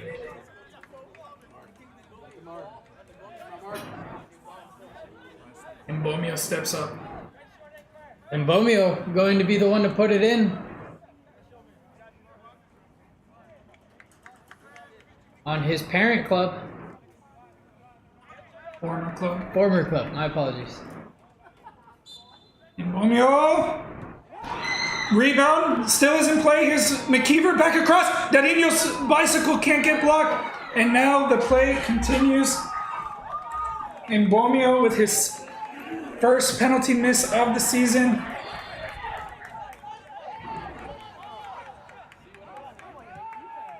Wow. The play continues. Here's McKeever.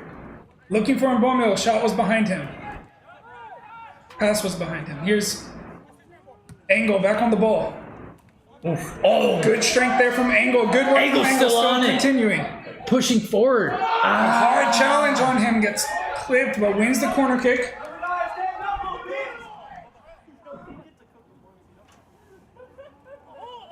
Sixth corner of the half after a penalty miss from Nazario and Bomio. Like you said, maybe in his head. I'm telling you. Probably should not have been the one to come up to take it in this match, but nonetheless, play continues. Yeah, very unfortunate that he couldn't get that, but that's just the first of many. We still have a lot of football, and Bebel on the corner. This time it comes to McKeever. Can't get it towards the goal. Sorry, that was Paul. Ball stays in play. McKeever on the far side. Keeping it in play. Still looking for an opportunity to try to get across. A hard challenge there from Athletic to get it out for a throw-in. Watson on the throw. Comes back to Bradshaw. Bradshaw back to Watson. Watson with good speed to get it past. Cross coming in. Oranga on the back post doesn't get to him.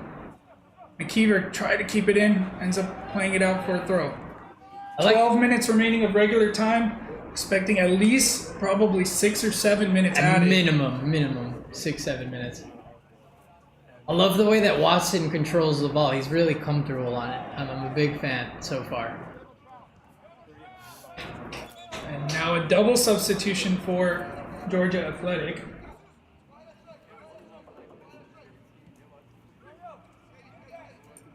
Yep, getting those tired legs off.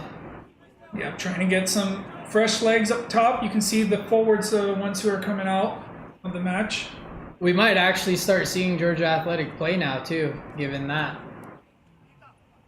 Referee trying to hurry them up as they've already taken 12 minutes.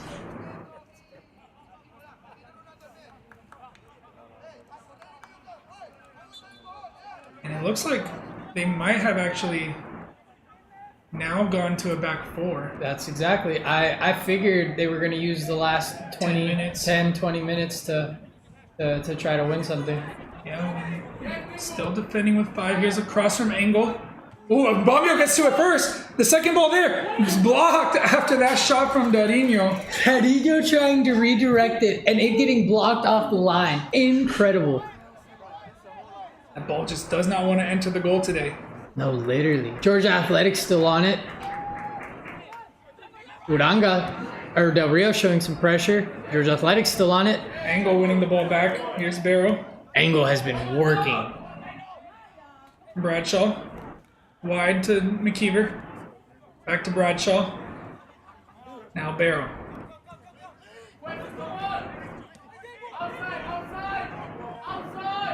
Paul looking for an option to go forward and goes short to Darinho.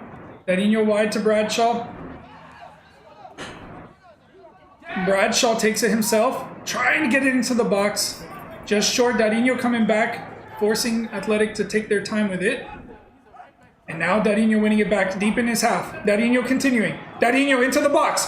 Darinho still, but gets it taken on. Watson's shot blocked this time. I love the shot from Watson trying to find one. Georgia Athletic on it now, but stolen there from Potros. Watson again, wide to Bradshaw. Bradshaw one time, this time all the way across to Engel. To Del Rio. Back to Engel. Looking to try to find a cross. Cross blocked. Gonna let it bounce. I'm gonna let it go out for a corner. 7th corner of the half. Potros now sitting at 12 shots in the match. Georgia Athletic with only 3. Minute 81 approaching. And here we are with the corner being Del taken. Rio to the back post. McKeever can't get it. Watson. Still Watson. Foul. Yeah, clip in the back there on Watson. 5th foul of the half for Georgia Athletic. Free kick for Potros. This is a good place to have a free kick. We've seen a few results happen from similar situations. Watson's going to be the one over it.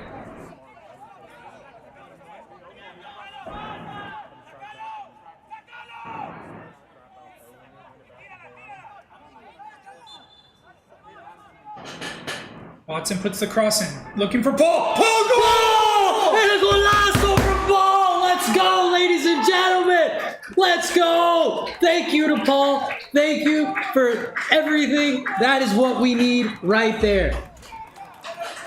Huge from Paul. Huge. Kwesi Paul in the 83rd minute gets the goal for Potros off of the cross from Christian Watson. What a debut from Watson today to get an assist late in this match. Now Potros have to hold on for the next 8 minutes. Georgia Athletics going to throw everything forward. Yeah, Potros just need to maintain, not get too excited. Even put a little pressure there like Mbomio just did. Definitely have to keep this energy up, keep this pressure up, because anything can still happen. Georgia Athletic trying to go. Here's Del Rio winning the ball back. Darinho, a hard challenge on him. He continues to keep the ball. Angle, forward to Mbomio. Mbomio holds off the pressure. Now Angle, back to him. Now Darinho stays on. Darinho's in there. Pushing is Darinho. Darinho! What a save! Oh my goodness. McKeever on the rebound. Shots blocked. Play continuing. Oranga.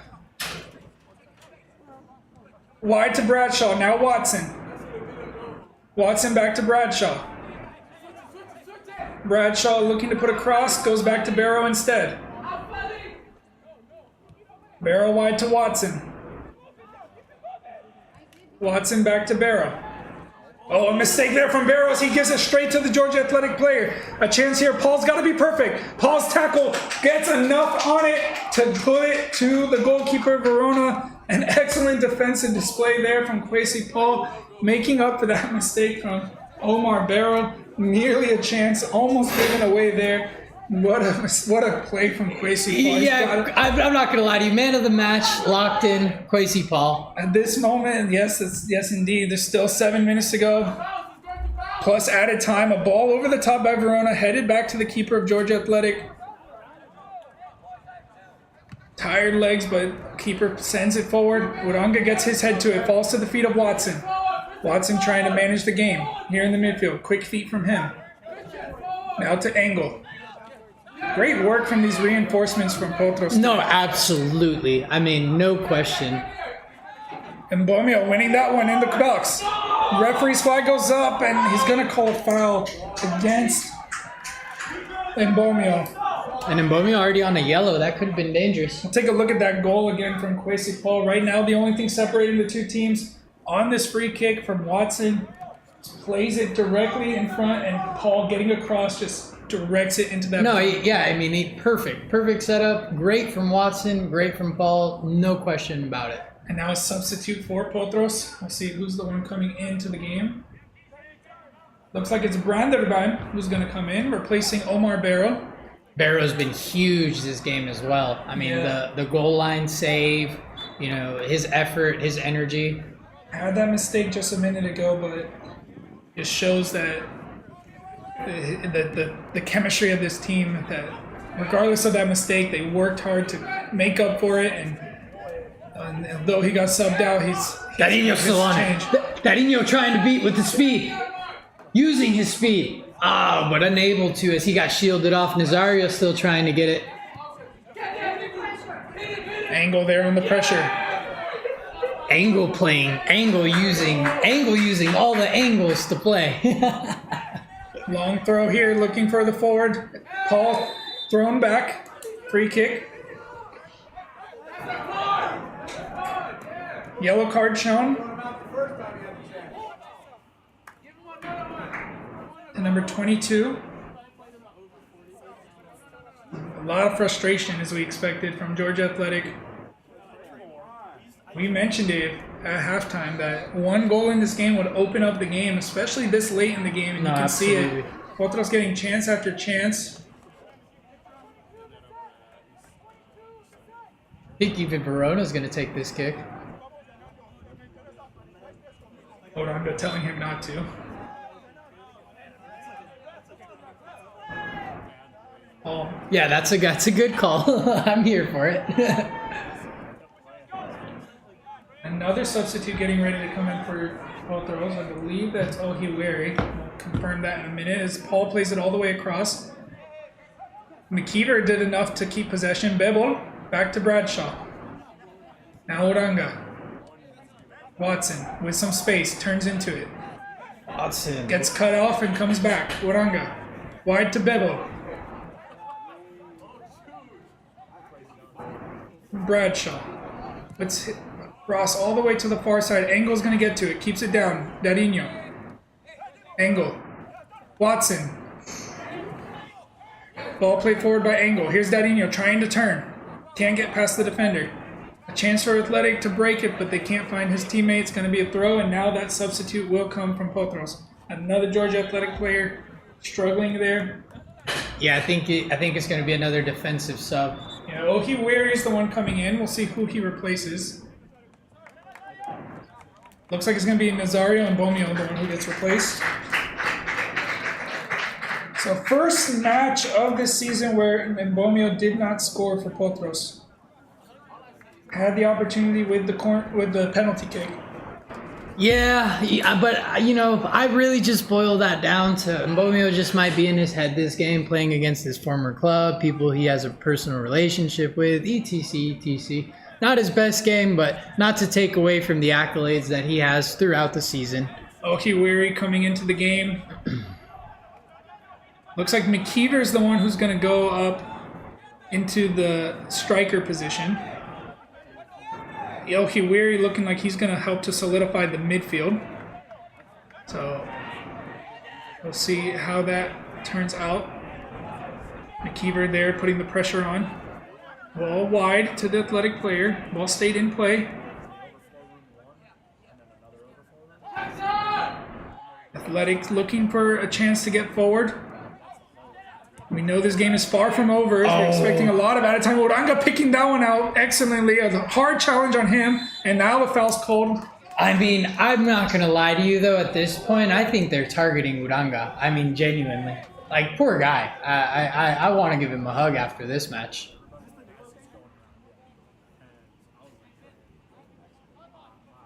As this free kick gets ready, we'll take a look at a couple other opportunities. Referee putting the flag up for some reason. This one from Darinho, just hard miss there. But it looks like, not sure what's going on. Yeah, I'm not sure either. Possibly a lightning delay.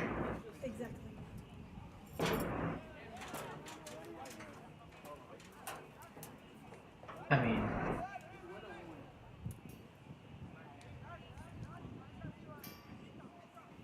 well, they're talking to.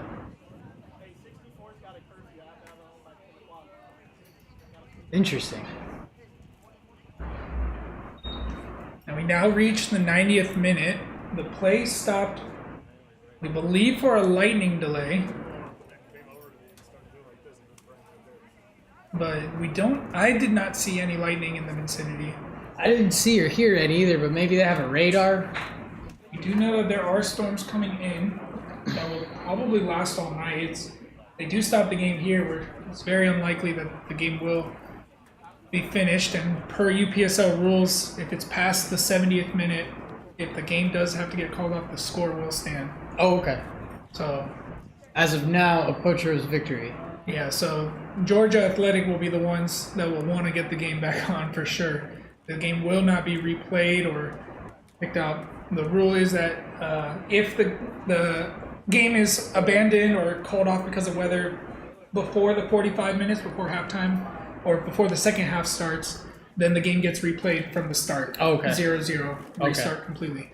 If the second half starts and the game is called off before the 70th minute, the game will be replayed at another day from the time that the game was stopped. And is that aggregate or is that? It will be continue from where the game stopped. Okay. So if it gets called off in the 50th minute, then they would reschedule the game and start from the 50th minute. Understood. If it's past the 60th minute and the game gets called off, the score will stand with the current score.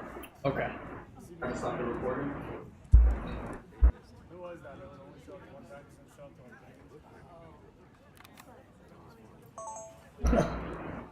So we believe we're in a lightning delay.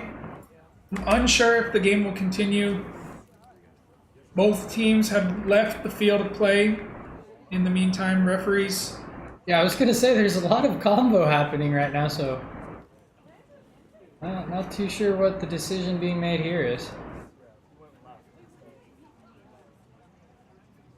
It shows how important that goal from Paul was. Crucial from Paul. Let's look at it again while we're here.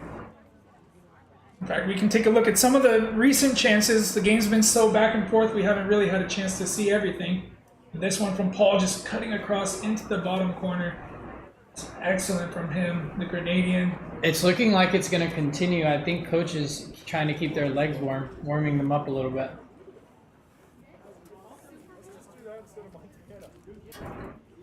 See another one here. But given those rules, is the extra time constituted as well, given how much time was taken? No, it doesn't. It's Okay. just from the minute of the clock.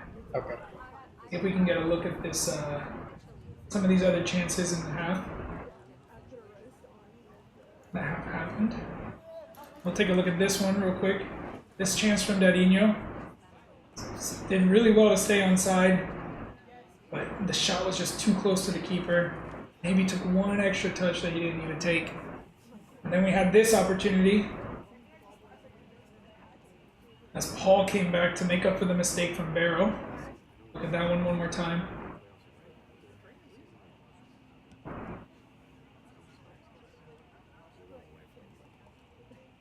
Again, there, that chance for Georgia Athletic on the counter. I see Paul on one end scoring the goal, on the other end saving an opportunity. And then we had this opportunity as well, which came from a mistake from Georgia Athletic as Warango won the ball back.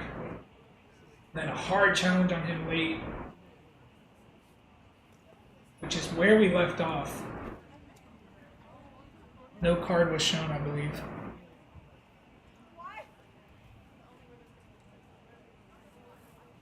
Definitely think the game will continue, but I'm not too sure why it stopped at all. I mean, And we are confirmed it was for a lightning delay. okay. Yep.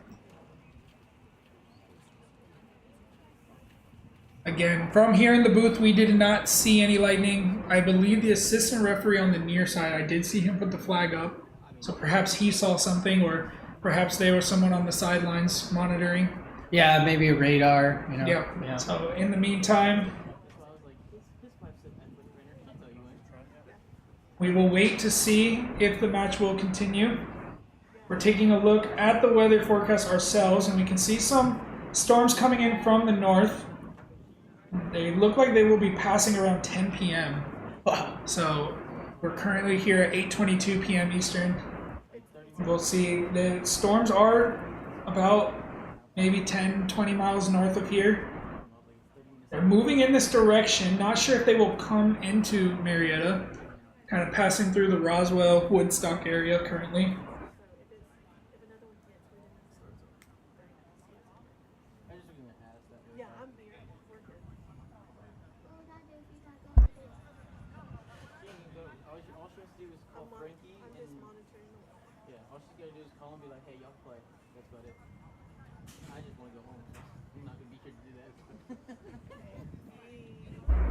As we wait for updates, we will take a break to take a look at some of our recent podcast episodes. So we'll be back to bring you an update in just a few minutes. The coach started being a bit off. It would take me about 2 to 3 weeks to get answers, and then started being weird with the scholarship money. So I was like, you know what? I'm going to take a risk and I'm just going to decommit. I'm not going to go there no more. Welcome back to the Potros FC podcast. I'm here with Amar Jonlich. He is a goalkeeper, has been with us for 2 seasons now. Amar, do you want to go ahead and introduce yourself? Yeah, so my name is Amar Jonlich. I've been at Potros since August of 2024. They actually took me in like right after their preseason, and they let me train with them. And then after they're like, "Hey, do you want to join?" I was like, "Yeah." And I really liked the team. You know, it was a good bond, especially with Cam. He was a good like mentor, especially with goalkeeper training. So yeah, I really liked it over there. Awesome. Yeah, and similar to last episode with Evan Greenberg, he recently had a commitment to Reinhardt University. We had a bit of news with Amar. So Amar, you want to let us know where you're going to be playing in the fall? Yeah, so glory to God. I'm going Gardner Webb. It's a Division One school in the Big South in Boiling Springs, North Carolina. And last season they finished 23rd in the country. They made it to the second round of the NCAA tournament. And so yeah, it was a big blessing from God. Just it's God's plan, really. It's awesome and super well deserved too. One of the most talented players I've played with, but I mean, just getting to get a D1 offer, like, what does that process look like? Because I mean, that's a dream for a lot of people. So I mean, you want to kind of explain how you got there? Yeah, I mean, it wasn't easy. So for my whole high school and middle school career, I played I guess academy soccer. I played ECNL at NASA, and during my high school, like freshman, sophomore, junior, my whole high school career was just trying to get that offer, whether it's playing Division 1, Division 2.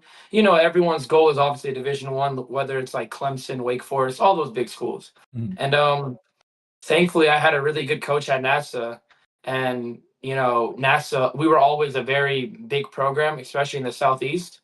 So we had a lot of scouts come to our games.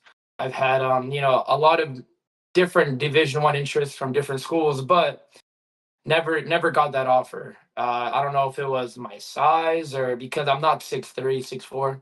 I'm 5'11", so I had to find something that would make me stand out, which was my feet. I love playing out the back. I love pinging the ball. So I was just like, you know what? I'm gonna just work on that and shot stopping. After high school, I was gonna go to a school called Converse University. I got recruited in February of 2024. It was at a camp. And was that And was that D2 or?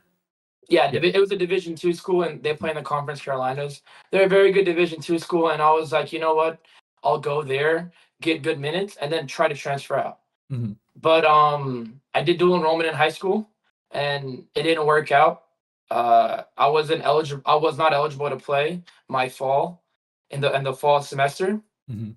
So I had to sit out, and that's when I had joined Potros in August. So at that time, as I was training, from August to December, I was prepping for Converse. And then in December, the coach started being a bit off. It would take me about 2 to 3 weeks to get answers of my move-in date and all that. And then he started being weird with the scholarship money. So I was like, you know what?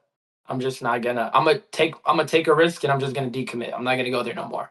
And then it was a bit. I don't know if it was like a decommitment or if he cut, like if I got cut from the squad. I don't know, but I just didn't. I didn't end up going to Converse.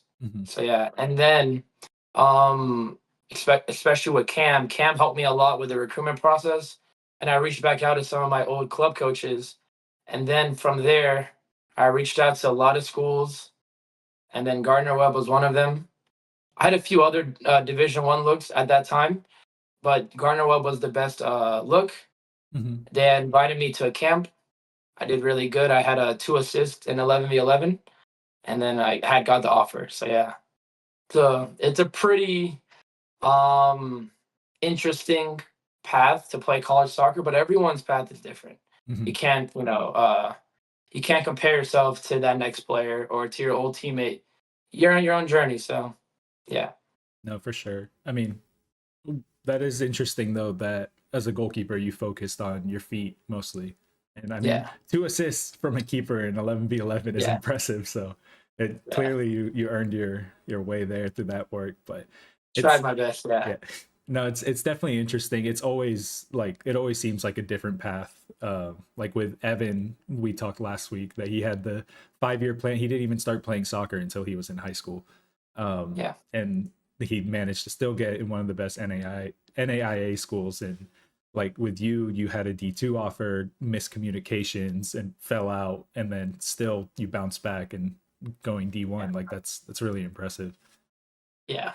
And like for me on that is I'm a faith is like the biggest part of my life. I'm a Muslim, and I just I would always read this quote where it's like God has something better in plan for you, just be patient.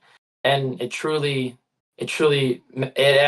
was true. Like I had a bunch of different Division 2 offers, Division 3 offers right out of high school, but I really was pushing for that Division 1 because I don't know if it was the name or whatever, but I was just like, I feel like I deserved it. So I just kind of, I don't know if it was the hype, but I just really wanted to get that, I guess, title, and all glory to God, and I got the offer. So yeah.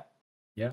No, it's awesome. I mean, it's kind of like you said, like looking for that title. It's like the fruits of your labor. Like it really paid off. And it's interesting that you mentioned that, I mean, even in that time that you didn't have the offer and you were decommitted, that, I mean, it was a period of uncertainty, but you were still training pretty much every day.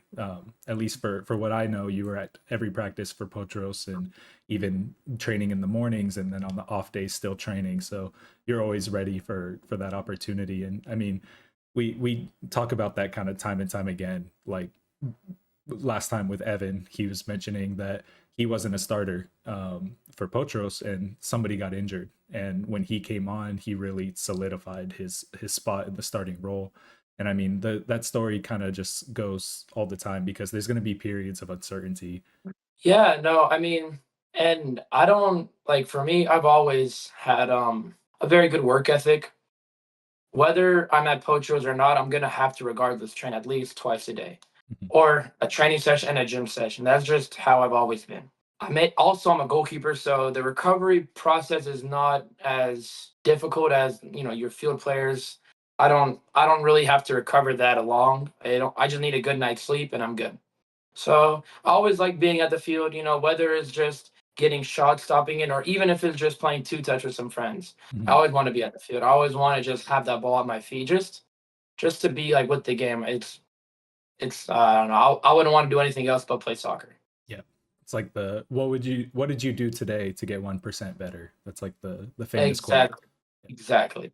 And I mean, you mentioned like you're training all the time, and I mean, I know you work as well. So like what does your weekly routine kind of look like to stay prepared and stay on top of it?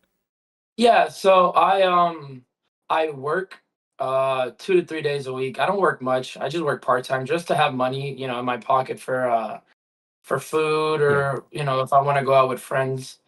But so my weekly routine is I wake up at 6 to pray. I'm Muslim, so there's 5 daily prayers. So the first prayer is at around 6 a.m. And then whether or not, if I have work that day, if I work, it'll be at 9 o'clock. So I would go to work at 9, and then I will get off at 2. And then from there, I would go straight to Mud Creek. It's a field in Marietta. So me and a few buddies one of my other buddies who's going to Mercer, we usually train with him, and then just a few other people will come.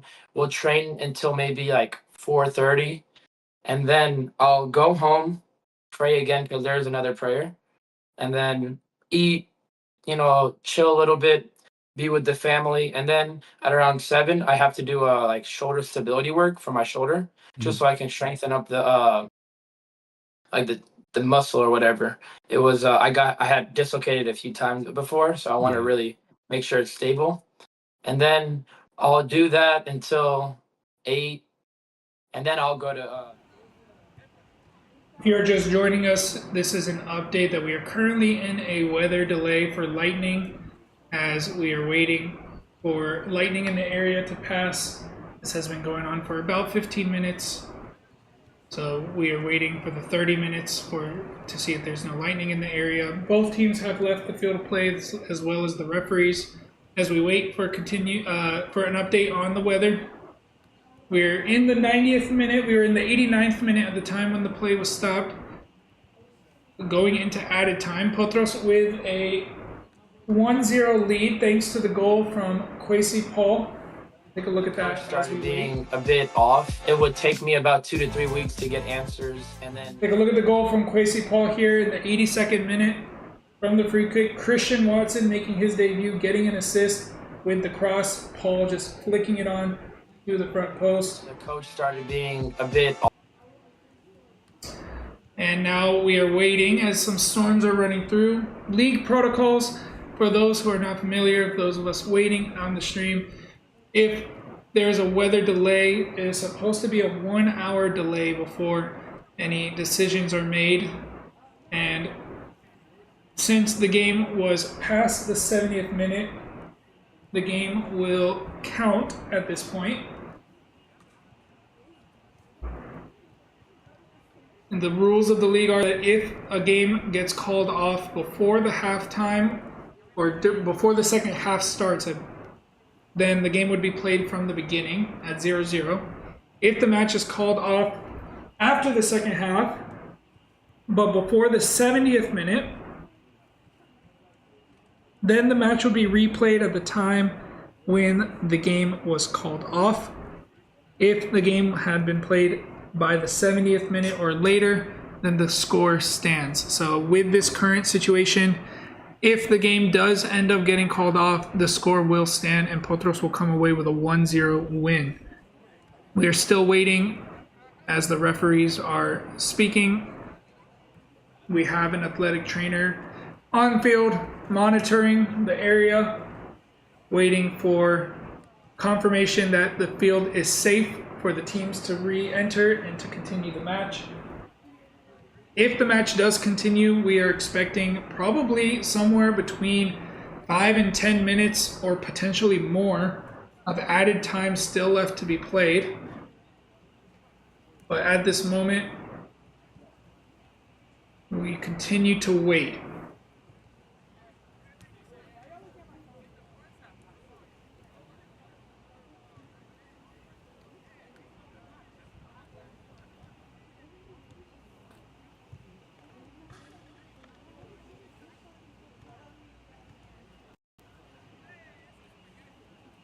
Do see when we look at the weather forecast in the area, there are storms going through the Kennesaw area just north of Marietta, passing through Roswell. In about 30 minutes, we're expecting some of that to come into Marietta and some heavy rain coming in, additional storms around 9:30, and will probably be cleared out around 10 p.m. By that point, we will probably have already reached the hour mark. So it is unlikely that the match will continue, but again, we do have an athletic trainer on site who is monitoring the situation and will help to make that decision with the referees.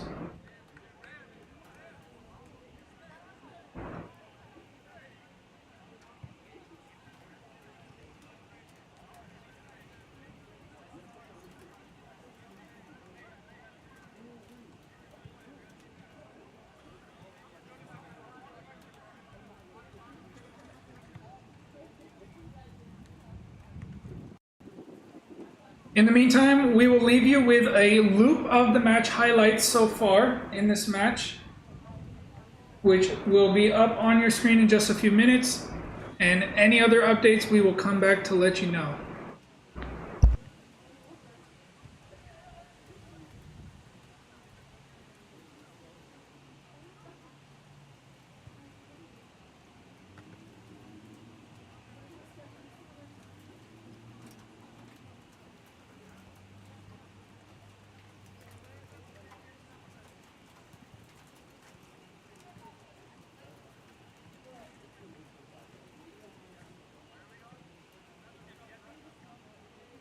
And as we get those highlights up, we are visibly seeing some lightning strikes in the area now.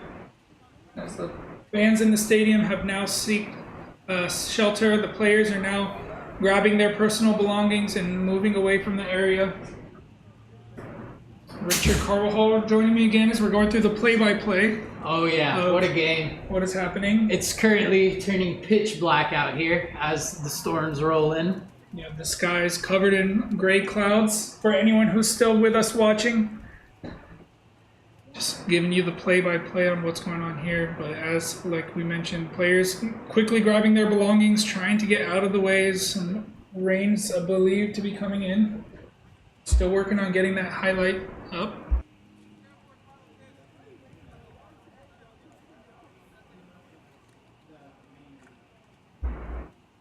So again, we are in a weather delay. The league protocol is that we must wait at least 1 hour before the match will be called off. So in the meantime, players are seeking to move their personal belongings away as some wet weather coming in. Heavy wet weather coming in. We can actually see the water rolling in as it started already on the other side of the trees. Yeah, definitely want to seek some shelter for those here at the stadium. Very unlikely that this match will continue. But in the event that it does, we will be here to bring you the remaining minutes.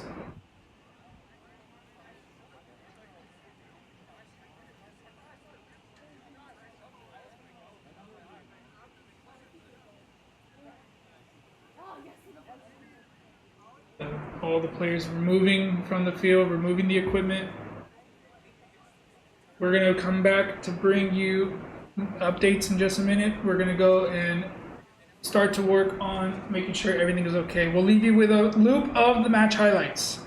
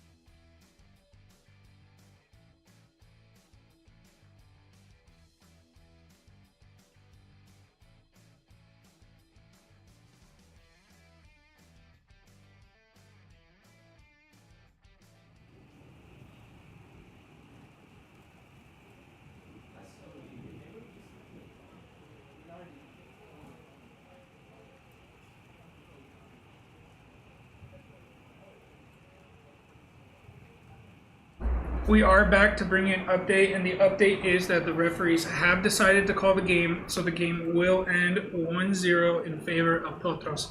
Thank you for those who stuck around waiting for the result. We will be here back in 2 weeks to take on Fountain City FC. Thank you for watching. Always a pleasure, and until next time.